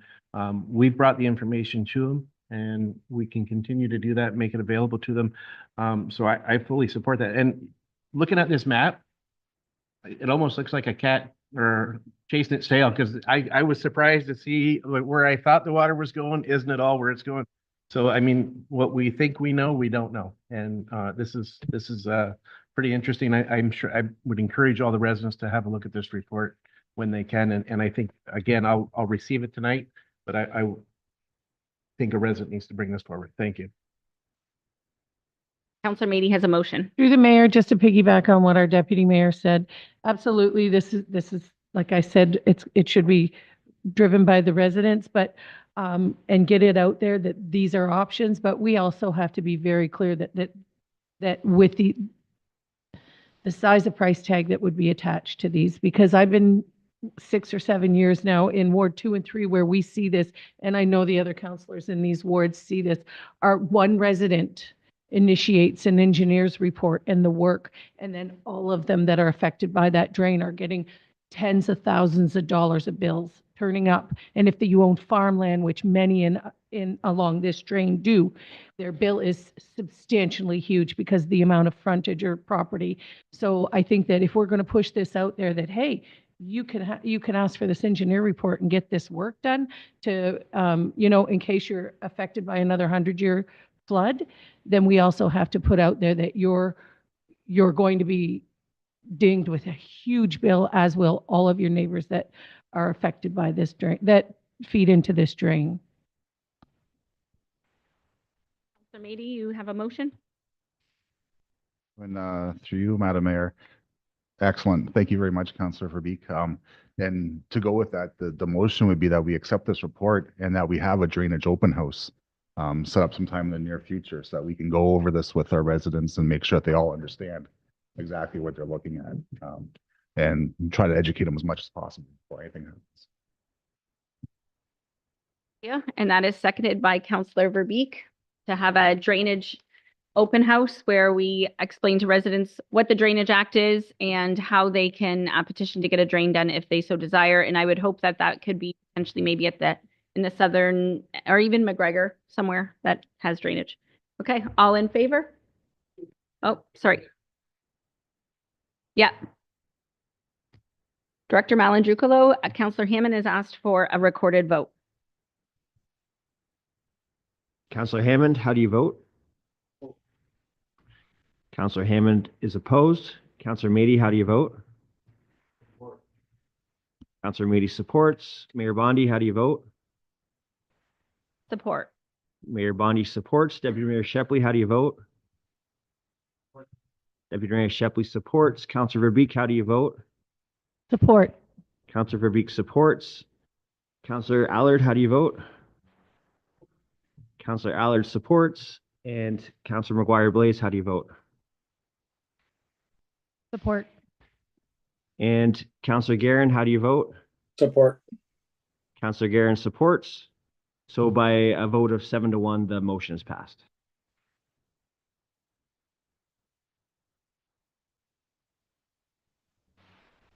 For that was good. Finance and Business Services Tax Adjustments, Section 357, 358, and 359, looking for a mover and a seconder that Finance and Business Services report be received and that council approve the cancellation, reduction, refund, or increase of taxes in accordance to the provisions under Section 357, 358, and 359 under the Municipal Act. Seems like a lot less this year, or maybe, okay. Looking for a mover and a seconder.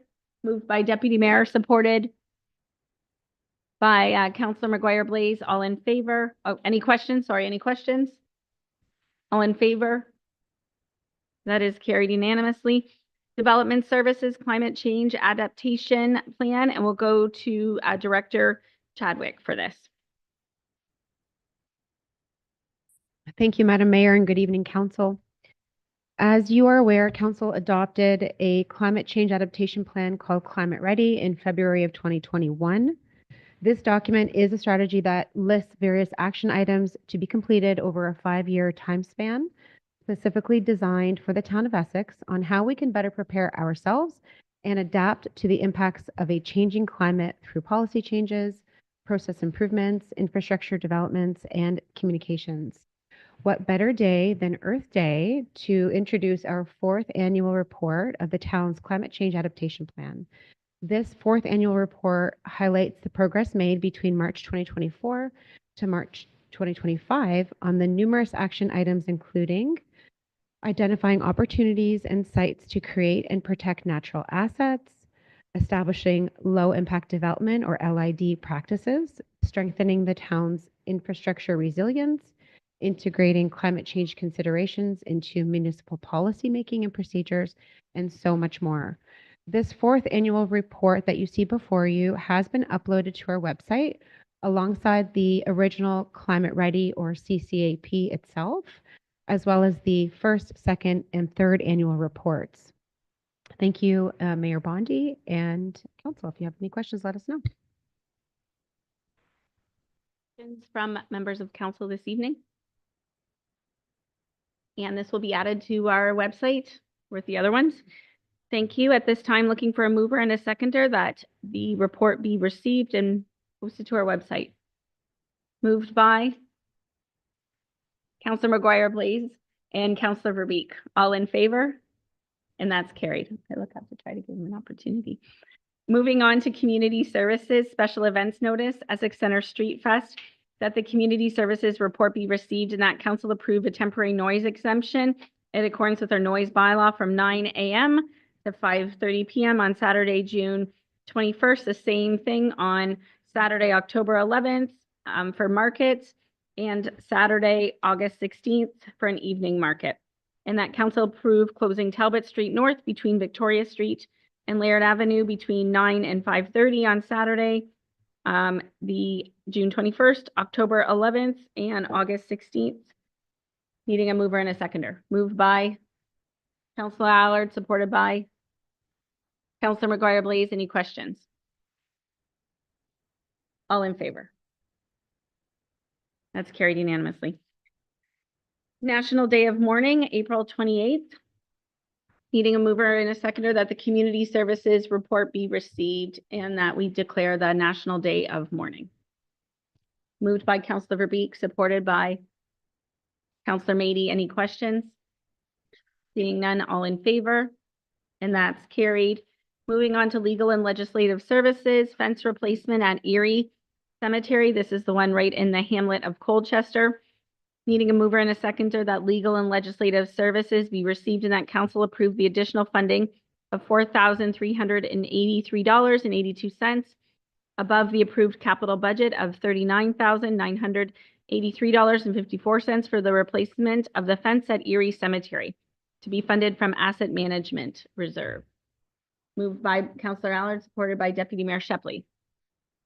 Questions from any members of council? It's an upgrade from residential to commercial, and we'll stay on our contractors to make sure they don't run it over at the bottom. Councilor Mady. You and through you, Madam Mayor. Yeah, I remember talking about this. I believe it was Councilor Hammond that brought up the need for our cemeteries fencing to be in better shape, especially being that they're gateways almost into our community. Unfortunately, this doesn't quite get us to those beautiful wrought iron fences, but it's definitely an improvement to what was there, and I believe it'll last longer, and it should be good value for the money. So thank you to our team, and thank you to Councilor Hammond for initiating this. In favor? And opposed? That is carried. Moving on to our legal and legislative services, the Strong Mayor Powers and Director Malandrucolo will present a presentation for us this evening. Andy, through you.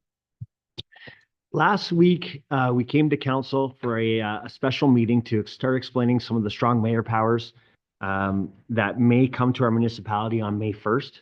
This week, since that meeting, we've done some additional research, and we're coming back this week with a more in-depth presentation and prepared to answer all of your questions with regard to the Strong Mayor Powers.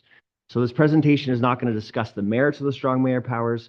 It's going to discuss what they mean for us as a municipality and what our requirements are going to be going forward if they are implemented on May 1st. Even if the Strong Mayor Powers in the municipality are never used, our processes must align with the requirements, with the province's requirements.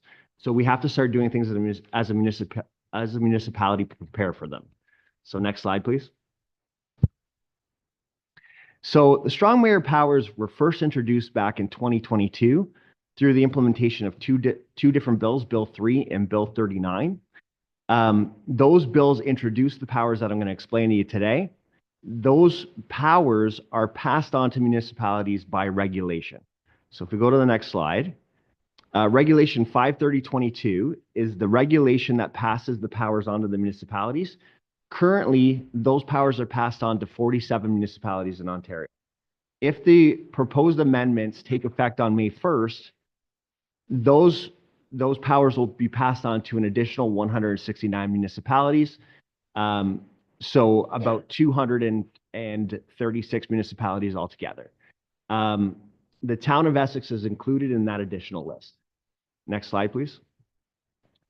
So in the legislation, the strong mayor powers fall into three categories: legislative powers, administrative powers, and financial powers. So what you're going to hear today is that the legislative powers cannot be delegated. The administrative powers can be delegated, and the financial powers can be forfeited. Although the legislative powers cannot be delegated, they are discretionary powers. So the mayor can choose whether or not to use them, even though they can't be delegated or forfeited. So moving on to the next slide. So those legislative powers that can't be forfeited or delegated and are discretionary to the mayor are linked to the provincial priorities. And the provincial priorities are currently set to building 1.5 million new residential houses in Ontario by December 31st, 2031, and constructing and maintaining infrastructure to support housing, including transit, roads, utilities, and servicing. Next slide, please. So as I said, they're discretionary. So those powers are that the mayor can bring to council matters that may advance the prescribed provincial priorities. The mayor can also bring to council and require them to consider and vote on bylaws that may advance those prescribed provincial priorities. So if the mayor feels that there's a matter that needs to be discussed by council that can bring those priorities forward, or that there's a bylaw that can be voted on by council that may advance those priorities, she can bring those to council and ask council to vote on them. If she brings those to council, again, she has to bring it and it's at her discretion, then a vote of 1/3 in favor of that bylaw will pass that bylaw. Okay. There are some bylaws that this doesn't apply to, one of them being the procedural bylaw of the town. Next slide, please. The legislative powers also allow for a veto. And what that means is that if council passes a bylaw that the mayor believes prohibits the provincial priorities from taking place, she can veto that bylaw. By vetoing that bylaw, she then gives council the ability to enforce that bylaw by a 2/3 vote. And I'll explain in a second how that kind of works in practice. It's a little bit different than what it sounds like. And so if we go on to the next slide, I'll explain. So every time we meet as a council and we pass bylaws, the mayor has to do one of three things with regard to those bylaws. She has to approve the bylaw, she has to veto the bylaw, or she has to indicate a notice of intention to consider vetoing the bylaw. So after every meeting, if the mayor just decides that she's not going to veto everything, on the mayor's website that we will be creating for her in order for her to communicate her powers, she'll say that she approves all of the bylaws that council has passed. She has to do this, regardless of whether or not she wants to accept the powers. She has to, after every meeting, approve council's bylaws. If she decides that she wants to veto a bylaw, that gets posted within 48 hours of the bylaw being passed. If she decides that she wants to consider the bylaw and determine whether or not she wants to veto it, she has 14 days to consider it. Within 14 days, she then has to either approve the bylaw or veto the bylaw. So after every council meeting, you'll see something come out from the mayor, either approving a bylaw, vetoing a bylaw, or deciding that she wants to consider vetoing the bylaw. And then you'll hear more communication as that time progresses with regard to what she's doing as far as those bylaws go. And that'll all come from the clerk's office. So next slide. So as I said, within 21 days of vetoing a bylaw, the council can then override that veto with a 2/3 vote. So we can come back as a council and determine whether or not we want to uphold that veto or if it wants to be overridden. It's done by a regular motion at a regular council meeting. Next slide, please. The other powers, the next set of powers that the mayor can delegate have to do with committees and town staff. So the strong mayor powers give the mayor the power to establish and dissolve committees and to appoint a chair and vice chair of a committee. Those have to be committees that are council member committees only. It can't be committees that involve any lay people.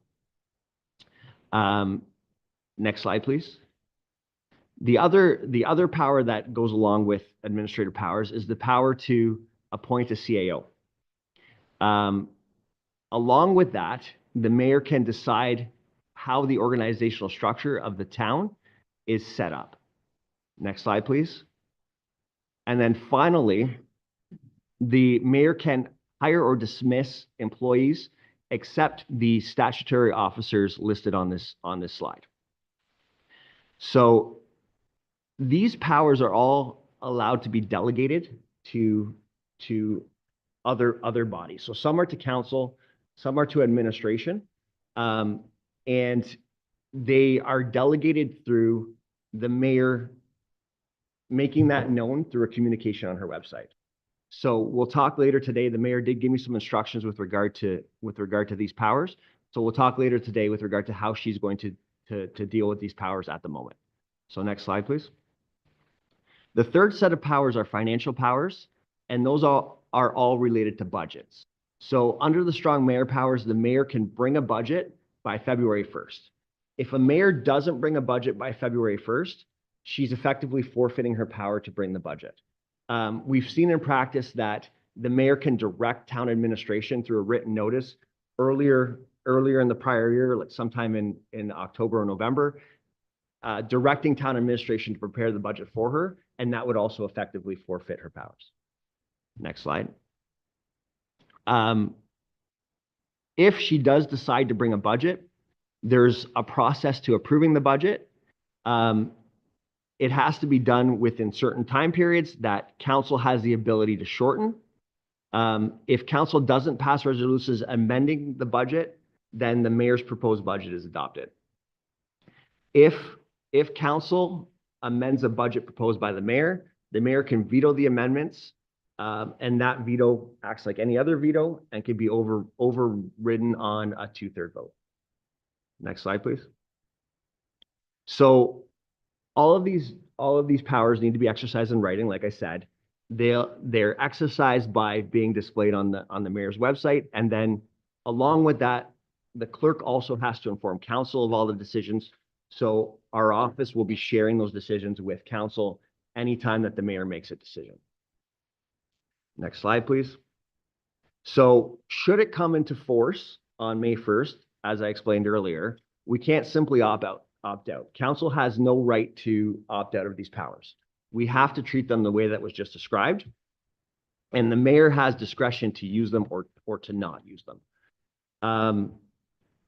In the meantime, because of that, we're starting to work on our policies, practices, and procedures, and we're starting to make sure that we're in compliance as a town with the requirements of the strong mayor powers, including developing a website for those communications to be passed on to council and to the public, and creating a notification process from the clerk to council with regard to any of the changes that the mayor might choose to use.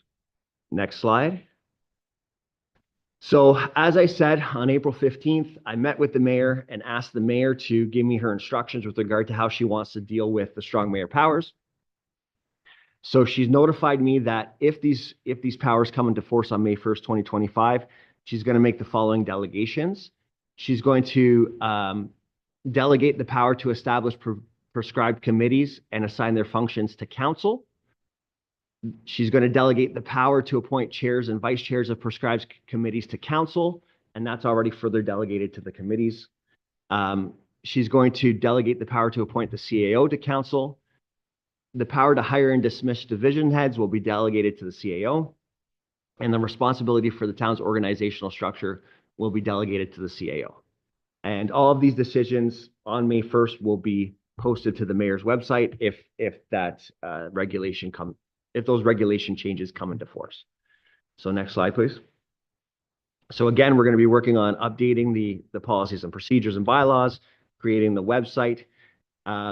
In the fall, we'll come back with more information if these changes are implemented. We'll also, at that time, be talking about the budget decision on the mayor's behalf. Next slide, please. So my only recommendation right now is that you accept my presentation. The mayor, you can see in your agenda, also has a proposed motion that she is going to move. And in a second, we'll pass it over to Deputy Mayor Shepley, who will give you the opportunity to speak on this and to vote on that proposed motion. In the meantime, if you have any questions with regard to the strong mayor powers, I'm happy to answer them. Alan Drucolo, any questions from council? I can still chair it at this point because my motion's here. Okay, and any questions from council? I still have the one. Do we have clarification on when council goes lame duck? Is it lame mayor? So through the chair, earlier this week, the mayor and the deputy mayor both brought up a very good question to the clerk's office. And the question was, what happens with the strong mayor powers during the time when council goes lame duck?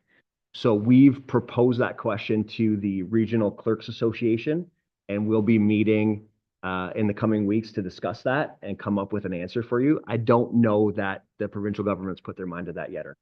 So we're going to go to the association, see if there's any comments, and then we'll come back with that information. Thank you. And I have one more question, then I'll go to Deputy Mayor. Any idea on how many hours our town staff have spent on this away from actually resident priorities and working on this? So through the chair, up to now, it's probably about 2 days worth of work. Deputy Mayor Shepley? Quick ones, there'll probably be more that I can come see you after about, but for now. So the portion there where the mayor spoke, or where you spoke about what the mayor is willing to delegate, that delegation can be changed is that at the whim of the mayor at any time? The chair, yes, all of the powers can be delegated or undelegated at any time through a communication on the website. And my second question was just, I thought I understood just to be sure. So in the event that we want to veto something that the mayor's, or if we want to decide on whether we want to accept a veto, we have to bring that through a regular course notice of motion at a council meeting. Through the chair, it's a regular motion. I don't even think it's a notice of motion. I think it could be heard on that day, but you would bring it at a regular council meeting, yes.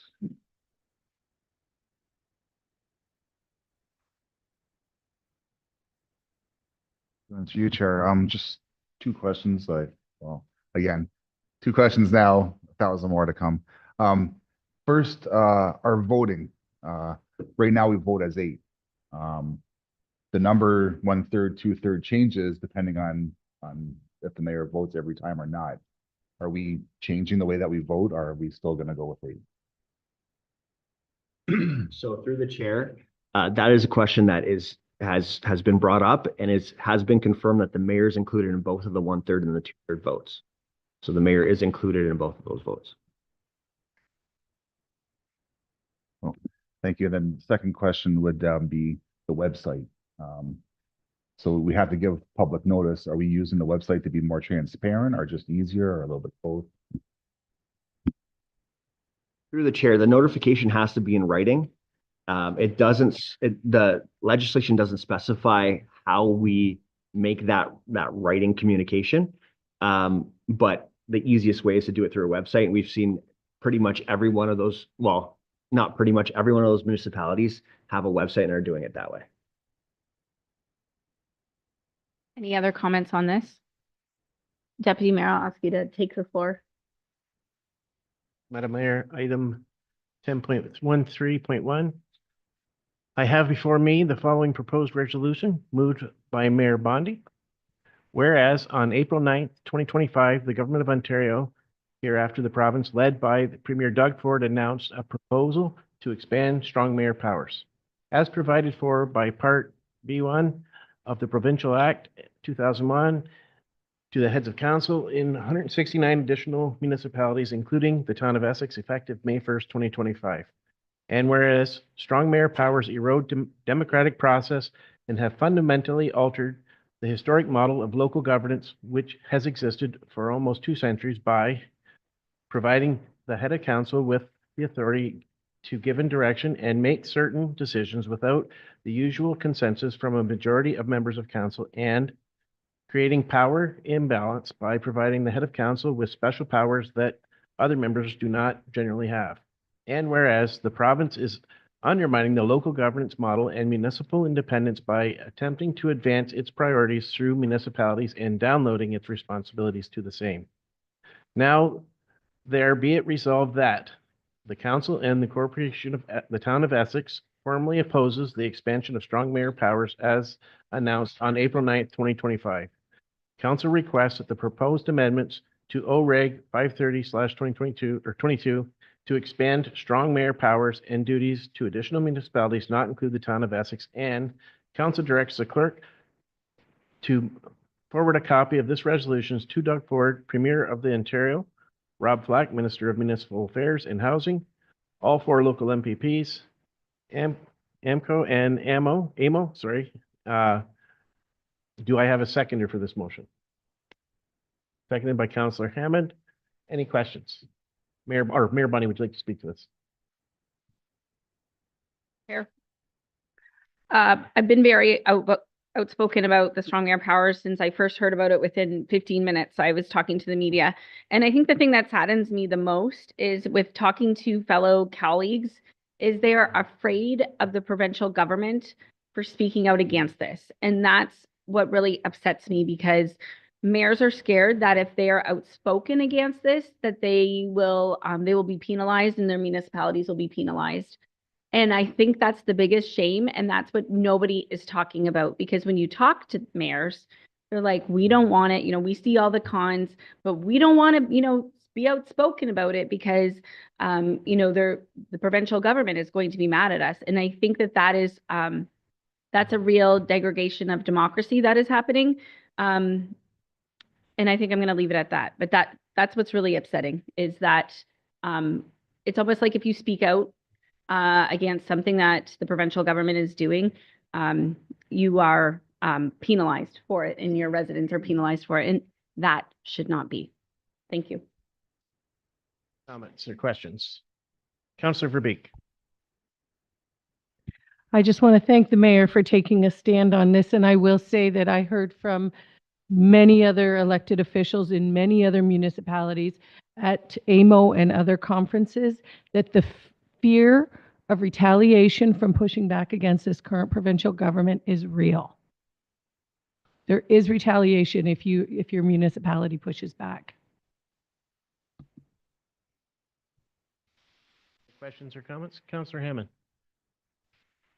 I'd add that I'm getting a lot of positive feedback from our residents of Harrow regarding Mayor Bondi's decision to repeal the Doug Ford's decision. Councillor Mady. Thank you, and through you, Chair. That is so disappointing to hear that other mayors are afraid to speak out against this. So I can't say thank you enough for speaking out against this and showing the other mayors how they should be leading. I haven't heard anybody that supports these powers yet. Almost everybody I talk about how it's just a blow to our democracy, and that it's almost a slap in the face. And the fact that other leaders don't have the strength to stand up and oppose it is really, really saddening. So thank you for doing this. Closing, I will provide my comments. I contacted the Premier myself directly. I sent him a text message, and he did respond. And I think you can you can declare your discomfort with this and your dislike of it in a respectful manner. And I would implore everybody, every mayor and every deputy mayor and every councillor and resident to send the premier your feelings on it. Do it respectfully. I mean, he does listen. I mean, I don't know that he will. He didn't change his mind after I talked to him, but you know, he has reversed decisions in the past when he hears from the community and the province. So hopefully that can be the case. So that's my comments on it. Be respectful and send those letters. Close. I'd also like us to keep track of all the letters we're getting from all the municipalities so that we can see, you know, there's 444 municipalities in Ontario. Let's see how many are opposed, and we can, data is information. And with that, I'd like a recorded vote, Chair and Clerk. Turn it over to you, Director Malin-Jucolo. Deputy Mayor Shepley, through you. Mayor Bondi has requested a recorded vote. Mayor Bondi, how do you vote? Mayor Bondi supports. Deputy Mayor Shepley, how do you vote? Support. Deputy Mayor Shepley supports. Councillor Verbeek, how do you vote? Support. Councillor Verbeek supports. Councillor Allard, how do you vote? Councillor Allard supports. Councillor McGuire Blaze, how do you vote? Support. Councillor McGuire Blaze supports. Councillor Hammond, how do you vote? I support. Councillor Hammond supports. Councillor Meady, how do you vote? Support. Councillor Meady supports. By a vote of 7-0, the motion is carried. Hello, and thank you, Council. At this time, I'd like to have a motion that we receive the legal and legislative report for information moved by Councillor Verbeek, supported by Councillor Allard, and a request to Director Malin-Jucolo. If you do hear back on the lame duck status, can you update Council in session so that members of the public that are curious will also be aware? Any questions, comments further? And we'll stay up to date on this. All in favor? That is carried unanimously. Moving on to 10.14, we have a verbal report from our CAO. This is the amended part of our agenda. Mayor Bondi, and just to update council and the residents. So recently, the town put out a request for proposal for the Harrow High School property and looking for development. From that, we did a site visit and we had 5 developers that did the site walkthrough. However, unfortunately, when the closing happened, we did not receive any bid submissions for that. So with that, we would be looking for council, maybe for further direction, how you like to go. We could reissue it. Part of the RFP included a percentage for affordable housing. We've heard informally that may have been a factor with developers. So one option is council could maybe look at reissuing the RFP without that component into it. So that is our update on that, Mayor Bondi.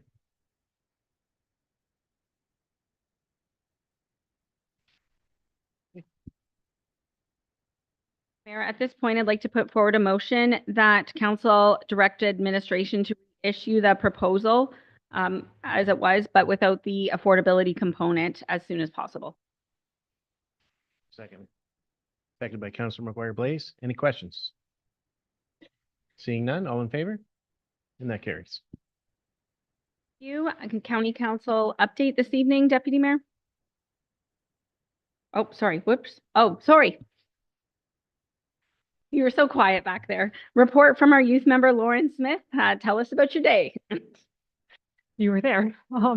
In recognition of Earth Day, Essex High School extends its sincere gratitude to all students and staff who participated in its annual Earth Day cleanup. Your dedication made a meaningful impact on our environment and reflects the strong spirit of environmental stewardship within our community. We also like to extend a special thank you to Mayor Bondi for joining us and supporting our cleanup efforts. Your presence and encouragement were greatly appreciated. And if anybody is watching that wants to join cleanup events, please email the mayor's office and we'll get you on the volunteer list. Thank you for inviting me. County Council update, Deputy Mayor Shepley. Madam Mayor, the April 16th County Council report. Mary Brownline made a presentation to County Council regarding the safety concerns about the intersection of County Road 18 and County Road 15. The intersection was ranked 14th of the top 100 Essex County road intersections where potential safety solutions could be implemented. Notably, just prior to the April 16th meeting, county staff added a flashing stoplight on County Road 15. Essex County Council recently completed a review of over 1,084 intersections, 1,085 interconnecting road segments to identify areas that may need safety improvements. Staff will now focus on the highest priority locations, analyzing things like crash history, traffic speed, and road layout to come up with possible solutions.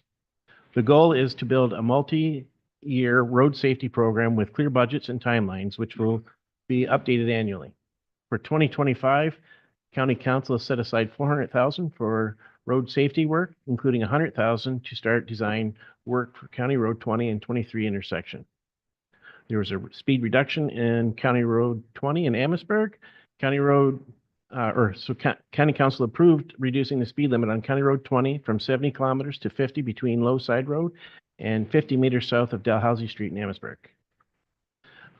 County Council updated their non-smoking and vaping bylaw policy from 2003. Updated policy aligns with Smoke-Free Ontario Act passed in 2017 and includes references to cannabis, vaporizers, and electronic cigarettes. County Council also pre-approved the purchase of 2 more Essex Windsor EMS ambulances for 2026 to help meet the growing demand that brings the total number of new ambulances arriving next year to 9. The cost of the 2 additional ambulance units is just under $587,000, with the payment coming out of equipment and vehicle reserve funded by the county and the city of Windsor. County Council also voted on a notice of motion that would have directed administration to prepare and outline a report that would cost to commission a report on the feasibility of regional policing. That was turned down. Now onto the strong mayor powers. County Council voted to send a letter to the provincial officials, including local MPPs and the new Minister of Affairs and Housing, reaffirming its support of the opposition or the position taken on strong mayor powers in 2023 by the Western Ontario Wardens. County Council supported the position back in 2023 and wanted to publicly support it again because there is a new minister and because the powers are being proposed for 169 additional municipalities, including local municipalities in Essex County. And thank you. That's my County Council report. Mayor, correspondence to be received. 13.1 will receive it all, and then if individual items want to be pulled out, we can. Looking for a mover and a seconder. Deputy Mayor, Councillor Hammond, all in favor? That's carried. Any member of council wish to pull out any items? Councillor Verbeek. Madam Mayor, just 13.1.4 from the County of Prince Edward, from the Lennox and Addington Social Services. It's self-explanatory. They're requesting the provincial government to increase the Ontario work rates. Councillor Verbeek, supported by Councillor Mady. Any further questions? Comments? All in favor? And that is carried. That just made me remind me of something. Our strong mayor motion, we're sending that to all. Okay. All right. Any other members or items of correspondence? I do have one, and it's from the North Shore Police Board. It's actually 13.1.5, the Ontario Provincial Police Crime Prevention Community Support Bureau, the response to criminal record checks. So we're noticing that there's a lot of complaints that criminal record checks are taking a while, and it's holding up summer students, it's holding up volunteer positions. And we sent a letter at the Police Service Board saying, hey, speed it up or bring back a hybrid of in-person.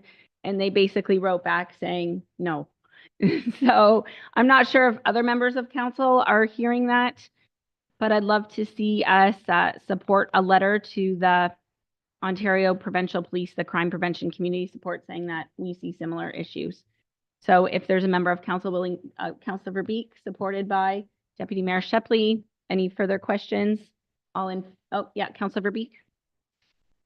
Mayor, I'm not only hearing this from the, from people, I'm experiencing it, as are a number of our church volunteers right now, and it's really holding a lot of things up.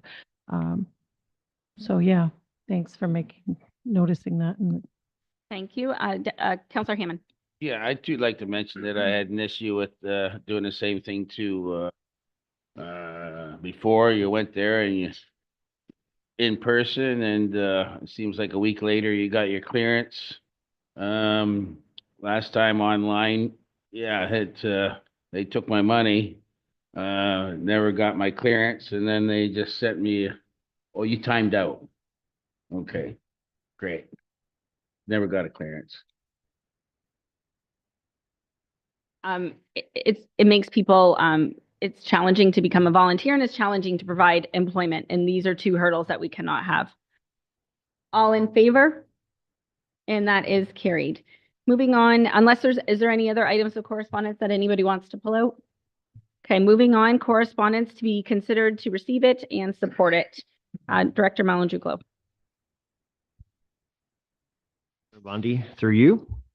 Whereas firefighters dedicate their lives to the protection of life and property, and sometimes that dedication is in the form of countless hours volunteered over many years. In others, it is many selfless years working in the industry. In all cases, it risks the ultimate sacrifice of a firefighter's life.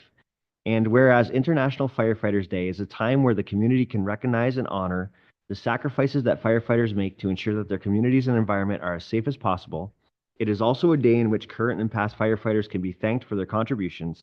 And whereas International Firefighters Day is observed each year on the 4th of May, on where we remember the past firefighters who have died while serving our community or dedicated their lives to protecting the safety of us all, and show our support and appreciation to the firefighters worldwide who continue to protect us so well throughout the year. And whereas hailing from all walks of life, they are our mothers, fathers, brothers, sisters, aunts, uncles, grandparents, neighbors, and friends. They protect us without wanting of recognition or reward. And in our time of need, they are there with courage, compassion, and loyalty. They are the essence of the true meaning of community. And a seconder for that. Moved by Councillor McGuire-Blaze, supported by Councillor Verbeek. All in favor?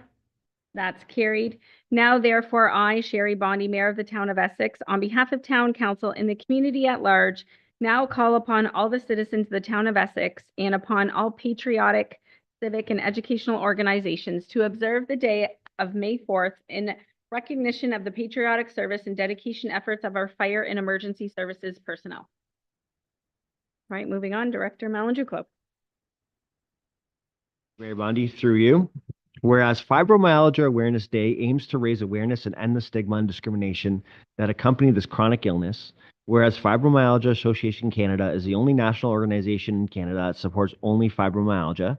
Whereas fibromyalgia affects about 5% of Canada's population, over 200,000 men, women, and children of all ages and races in Canada are afflicted with this chronic illness. Whereas fibromyalgia often takes an average of 3 to 5 years to diagnose. Whereas there's no known cause of prevention or cure of fibromyalgia. Whereas fibromyalgia is a complex illness whose symptoms vary widely and may include debilitating chronic pain, overwhelming fatigue, and cognitive impair. Whereas patients with fibromyalgia often have a number of coexisting conditions, which may include chronic myofascial pain, irritable bowel syndrome, temporomandibular joint disorder, environmental sensitivities, anxiety, and depression. Whereas fibromyalgia greatly reduces quality of life, can cause total disability, and also affects families, friends, and employers living with chronic pain and fatigue on a daily basis, can lead to social isolation. So it is important for sufferers and their families, friends, and caregivers to know that they are not alone. Whereas people with fibromyalgia have a right to be treated with dignity and have a right to pain relief. Whereas together we will find ways to enhance the quality of lives for people affecting fibromyalgia and together find a cure. And whereas the Town of Essex encourages local businesses and communities to participate by illuminating key landmarks in purple for Fibromyalgia Awareness Day. I'm looking for a mover and a seconder that we declare Fibromyalgia Awareness Day, May 12th, 2025. Moved by Councillor Hammond, supported by Councillor Allard. All in favor? That's carried. Therefore, I, Sherry Bondi, Mayor of the Town of Essex, on behalf of Town Council and the community at large, do hereby proclaim May 12th, 2025 as Fibromyalgia Awareness Day in the Town of Essex. Committee meeting minutes, there's none. And under our financial, we have the Ministry of Municipal Affairs and Housing, the 2025 annual repayment limit. Hopefully you got a chance to look at this. It's been a long night. Needing a mover and a seconder that the 2024 annual repayment limit be received for information. Councilor McGuire-Blaze, supported by Deputy Mayor Shepley. Any questions? All in favor? All in favor? And that is carried. Notices of motion. Go to Director Mellon. Bondi, through you. The following notice of motion was presented at the April 7, 2025 regular council meeting and is being brought forward this evening for council's consideration. Moved by Mayor Bondi, that council direct administration to draft a letter to the County of Essex Council to be signed by the mayor on behalf of the town, attaching the town's letter to the province regarding skyrocketing rent rates in land lease communities, and asking County of Essex Council to report on their concerns regarding rent rates for land lease properties within their municipalities, and if their municipalities have similar concerns, to advocate for the county to take the lead on addressing this with the province as a regionally collective concern. Second. Second by Councilor McGuire Blaze. Mayor Bondi, would you like to speak to your motion?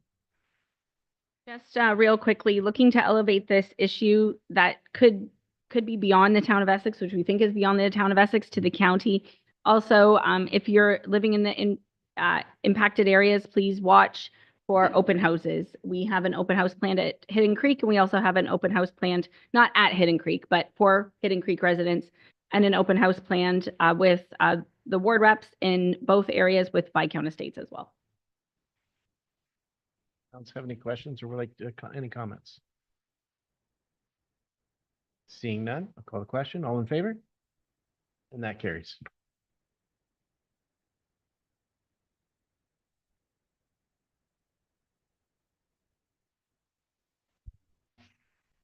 Mayor Bondi, through you, the following notices of motion are for presentment only and will be brought forward for council's consideration at the May 5, 2025 regular council meeting. The first one, moved by Deputy Mayor Shepley, whereas proposed amendments to Ontario Regulation 53022 will provide strong mayor powers to the mayor of the town of Essex, and whereas these powers will provide the mayor with expanded authority over certain municipal decisions, and whereas Ontario Regulation 53022 requires that council be informed in a timely manner of when such powers are exercised, but does not require that council be informed of the specific rationale for the use of such powers. Now, therefore, be it resolved that anytime the mayor chooses to use the strong mayor powers otherwise than to approve bylaws or to effectively delegate or forfeit those strong mayor powers, administration shall be required to request from the mayor the rationale for the use of such powers and to notify all members of council of the mayor's response within 2 business days of such use of the strong mayor powers. Number 2, moved by Councilor McGuire Blaze, that Essex Council direct administration to prepare anti-bullying and respectful workplace signage for distribution to commercial businesses in collaboration with the Essex Center BIA and the Harrow and Colchester South Chamber of Commerce. Number 3, moved by Councilor Verbeek, that administration prepare a cost estimate to be included in the 2026 budget deliberations to install a sidewalk along Grandin Arquette in McGregor from St. Ursule Elementary School to the 11th concession to facilitate the safe passage of students and pedestrians to and from school. Drew Colo. I will start on my left-hand side for reports and announcements from council members. So Councilor Allard, and then we'll continue around.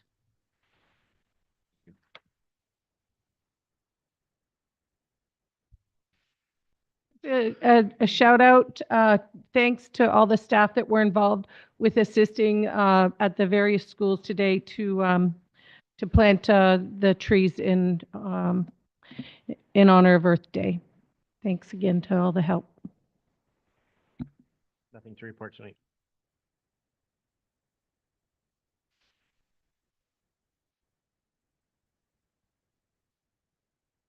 Thank you through you, Mayor. I'd just like to remind everybody about the Colchester Shootout on May 11th. The deadline for registration is May 1st.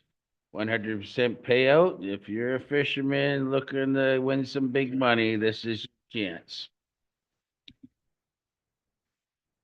Nothing to report tonight. It is, and see if I have something to report. No, I don't have anything to report.